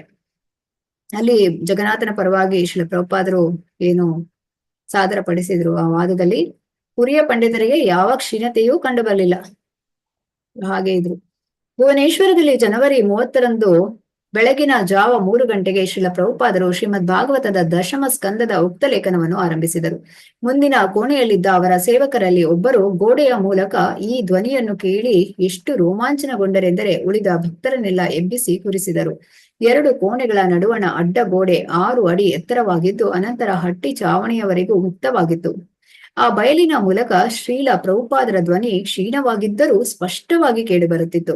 ದಶಮ ಸ್ಕಂದದ ಪ್ರತಿಯೊಂದು ಅಧ್ಯಾಯದ ಕಿರು ವಿವರಣೆಯನ್ನು ಅವರು ದಾಖಲಿಸುತ್ತಿದ್ದರು. ಈಗ ಕೂಡ ನಿಮಗೆ ಪ್ರಭುಪಾದರ ಈ ವಾಣಿಯನ್ನು ಕೇಳ್ಬೋದು, ಹೇಗೆ ಆ ಧ್ವನಿಯನ್ನು ಕೇಳ್ಬೋದು. ನೀವು ಗೂಗಲ್ ನಲ್ಲಿ ಸರ್ಚ್ ಮಾಡ್ಬೋದು ಪ್ರಭುಪಾದರ ಆಡಿಯೋ ಅಂತೇಳಿ. ಸೊ ಅವರು ಮಾತನಾಡಿದ್ದು ನೀವು ಕೇಳಿಸ್ಕೊಳ್ಬೋದು. ಹಾಗೆ ಅಲ್ಲಿ ಎಷ್ಟು ಆ ಶಿಷ್ಯರಿಗೆ ರೋಮಾಂಚನಗೊಂಡಿದ್ರು. ಅವರು ಧ್ವನಿ ಕ್ಷೀಣವಾಗಿದ್ರು ಕೂಡ ಅದು ಸ್ಪಷ್ಟವಾಗಿ ಕೇಳಿ ಬರ್ತಿತ್ತು. ದಶಮ ಸ್ಕಂದದ ಬಗ್ಗೆ ಅವರು ಆ ಅಧ್ಯಾಯದ ಒಂದು ಕಿರು ವಿವರಣೆಯನ್ನು ದಾಖಲಿಸ್ತಿದ್ರು. 69 ಶ್ಲೋಕಗಳಿರುವ ಪ್ರಥಮ ಅಧ್ಯಾಯವು ಎಂದು ಆರಂಭಿಸಿದ ಶ್ರೀಲ ಪ್ರಭುಪಾದರು ಶ್ರೀಕೃಷ್ಣನ ಅವತಾರದ ಬಗೆಗೆ ತಿಳಿಯ ಬಯಸಿದ ಪರೀಕ್ಷಿತ ಮಹಾರಾಜನ ಕಾತ್ರವನ್ನು ವಿವರಿಸುತ್ತದೆ. ಅಲ್ಲದೆ 8ನೇ ಮಗುವಿನಿಂದ ಸಾವಿಗೆ ಒಳಗಾಗುವ ಭಯದಲ್ಲಿ ಕಂಸನು ದೇವಕಿಯ 6 ಮಕ್ಕಳನ್ನು ಹೇಗೆ ಕೊಂದನೆಂಬ ವಿವರವೂ ಅಲ್ಲಿ ಬರುತ್ತದೆ. 2ನೇ ಅಧ್ಯಾಯದಲ್ಲಿ 42 ಶ್ಲೋಕಗಳಿವೆ ಎಂದು ಹೇಳಿದರು. ಪರಂಪರೆಯ ಜ್ಞಾನಕ್ಕೆ ಸ್ವಲ್ಪವೂ ಸ್ವಕಪೋಲ ಕಲ್ಪಿತ ಭಾವಗಳನ್ನು ಬೆರೆಸದೆ. ಸೊ ಯಾವುದು ಕೂಡ ಇಲ್ಲಿ ಮೆಂಟಲ್ ಸ್ಪೆಕ್ಯುಲೇಷನ್ ಇಲ್ಲ, ನಮ್ಮ ಮನಸ್ಸಿಗೆ ಬಂದಂತೆ ಹೇಳುವಂತಿಲ್ಲ. ಅಂದ್ರೆ ಏನ್ ಮಾಡಿದ್ದಾರೆ, ವ್ಯಾಖ್ಯಾನವನ್ನು ಬೆರೆಸದೆ, ಹೊಸದಾಗಿ ಏನನ್ನು ಸೇರಿಸದೆ, ಏನನ್ನು ತೆಗೆದು ಹಾಕದೆ ಅವರು 90 ಅಧ್ಯಾಯಗಳಲ್ಲಿ ಪ್ರತಿಯೊಂದನ್ನು ಸಹನೆಯಿಂದ ಪ್ರಾಮಾಣಿಕವಾಗಿ ಅನುವಾದ ಮಾಡಿದ ರೀತಿಯು ಶೃಂಗಪ್ರಾಯವಾಗಿತ್ತು. ಸೊ ಇದು ನಮ್ಗೆ ತುಂಬಾ ಇಂಪಾರ್ಟೆಂಟ್. ಇದು ನಾವು ಭಗವದ್ಗೀತೆಯನ್ನು ಓದ್ಲಿ, ಭಾಗವತ ಓದ್ಲಿ, ಅಲ್ಲಿ ನಮ್ಮದೇ ಆದ ಒಂದು ನನ್ನ ಪ್ರಕಾರ ಈ ರೀತಿ ಹೇಳ್ಬಾರ್ದು, ಇದು ಬಹಳ ಅಪರಾಧ. ಯಾಕಂದ್ರೆ ಅದು ಪ್ರಭುಪಾದರು ಈ ಗ್ರಂಥಗಳನ್ನೆಲ್ಲ ಸಂಸ್ಕೃತದಲ್ಲಿ ಇದ್ದದನ್ನೆಲ್ಲ ಓದಿ ಅದನ್ನ ಅವರು ಅನುವಾದ ಮಾಡಿ ಕೊಟ್ಟಿರುವಂತದ್ದು. ಸೊ ಇಲ್ಲಿ ನಾವು ಯಾವುದೇ ಒಂದು ವ್ಯಾಖ್ಯಾನವನ್ನು ಬೆರೆಸದೆ ಅಥವಾ ಹೊಸದಾಗಿ ಅದಕ್ಕೆ ಏನನ್ನಾದ್ರೂ ಸೇರಿಸೋದು ಅಥವಾ ಏನನ್ನಾದ್ರೂ ಅಲ್ಲಿಂದ ತೆಗೆಯೋದು, ಇದೆಲ್ಲ ಯಾವ್ದನ್ನು ಕೂಡ ಮಾಡುವಾಗಿಲ್ಲ. ಅದಕ್ಕೆ ಎಲ್ಲ ಪ್ರಭುಪಾದ ಹೇಳಿದ್ದಾರೆ, ಭಗವದ್ಗೀತಾ ಆಸ್ ಇಟ್ ಈಸ್ ಯಥಾರೂಪ. ನಾವು ಕೂಡ ಹಾಗೆ ಪ್ರಭುಪಾದರು ಹೇಗೆ ಹೇಳಿದ್ದಾರೆ ಹಾಗೇನೆ ಅದನ್ನ ಅರ್ಥೈಸ್ಕೊಳ್ಬೇಕು. ಯಾವುದನ್ನು ಕೂಡ ನಮ್ಮ ಮನಸ್ಸಿಗೆ ಬಂದಂತೆ ಹೇಳಿಕೆ ಹೋಗ್ಬಾರ್ದು. ಇದು ಬಹಳ ಮುಖ್ಯ. ಸೊ ಇಲ್ಲಿ ಪ್ರಭುಪಾದರು ತುಂಬಾ ಸಹನೆಯಿಂದ ಪ್ರಾಮಾಣಿಕವಾಗಿ ಅನುವಾದ ಮಾಡಿದ ರೀತಿಯು ಶೃಂಗಪ್ರಾಯವಾಗಿತ್ತು. ಆದ್ದರಿಂದಲೇ 5000 ವರ್ಷಗಳ ಹಿಂದೆ ಪರೀಕ್ಷಿತ ಮಹಾರಾಜನಿಗೆ ಶುಕಮುನಿಗಳು ಭಾಗವತದ ಪ್ರಥಮ ವ್ಯಾಖ್ಯಾತೃವಾಗಿ ಹೇಳಿದ್ದಷ್ಟೇ ಶ್ರದ್ಧೆಯಿಂದ ಶ್ರೀಲ ಪ್ರಭುಪಾದರು ಹೇಳಬಲ್ಲವರಾಗಿದ್ದರು. ಹರಿಬೋಲ್ ಶ್ರೀಲ ಪ್ರಭುಪಾದಕಿ ಜೈ.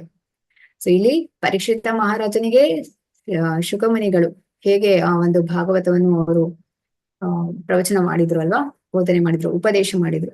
ಸೊ ಅದೇ ರೀತಿ ಇಲ್ಲಿ ಪ್ರಭುಪಾದರು ಶ್ರದ್ಧೆಯಿಂದ ಶ್ರೀಲ ಪ್ರಭುಪಾದರು ಹೇಳಬಲ್ಲವರಾಗಿದ್ದರು. ಹರೇ ಕೃಷ್ಣ.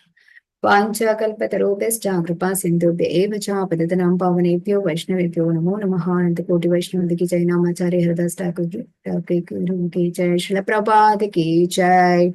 हरे कृष्णा कृष्ण कृष्णा हरे हरे, हरे राम राम राम हरे हरे। श्री श्री राधा गोविंद की जय। श्री श्री गौरनिताय की जय। श्रील प्रभुपाद की जय। हरे कृष्ಣ. ಎಲ್ಲ ಭಕ್ತರಿಗೆ ಧನ್ಯವಾದಗಳು. ಹರೇ ಕೃಷ್ಣ ಹರೇ ಮಾತಾಜಿ, ಕೃಷ್ಣ ಮಾತಾಜಿ. ಧನ್ಯವಾದಗಳು. ಧನ್ಯವಾದಗಳು ಮಾತಾಜಿ. ಧನ್ಯವಾದಗಳು ಮಾತಾಜಿ. ಹರೇ ಕೃಷ್ಣ.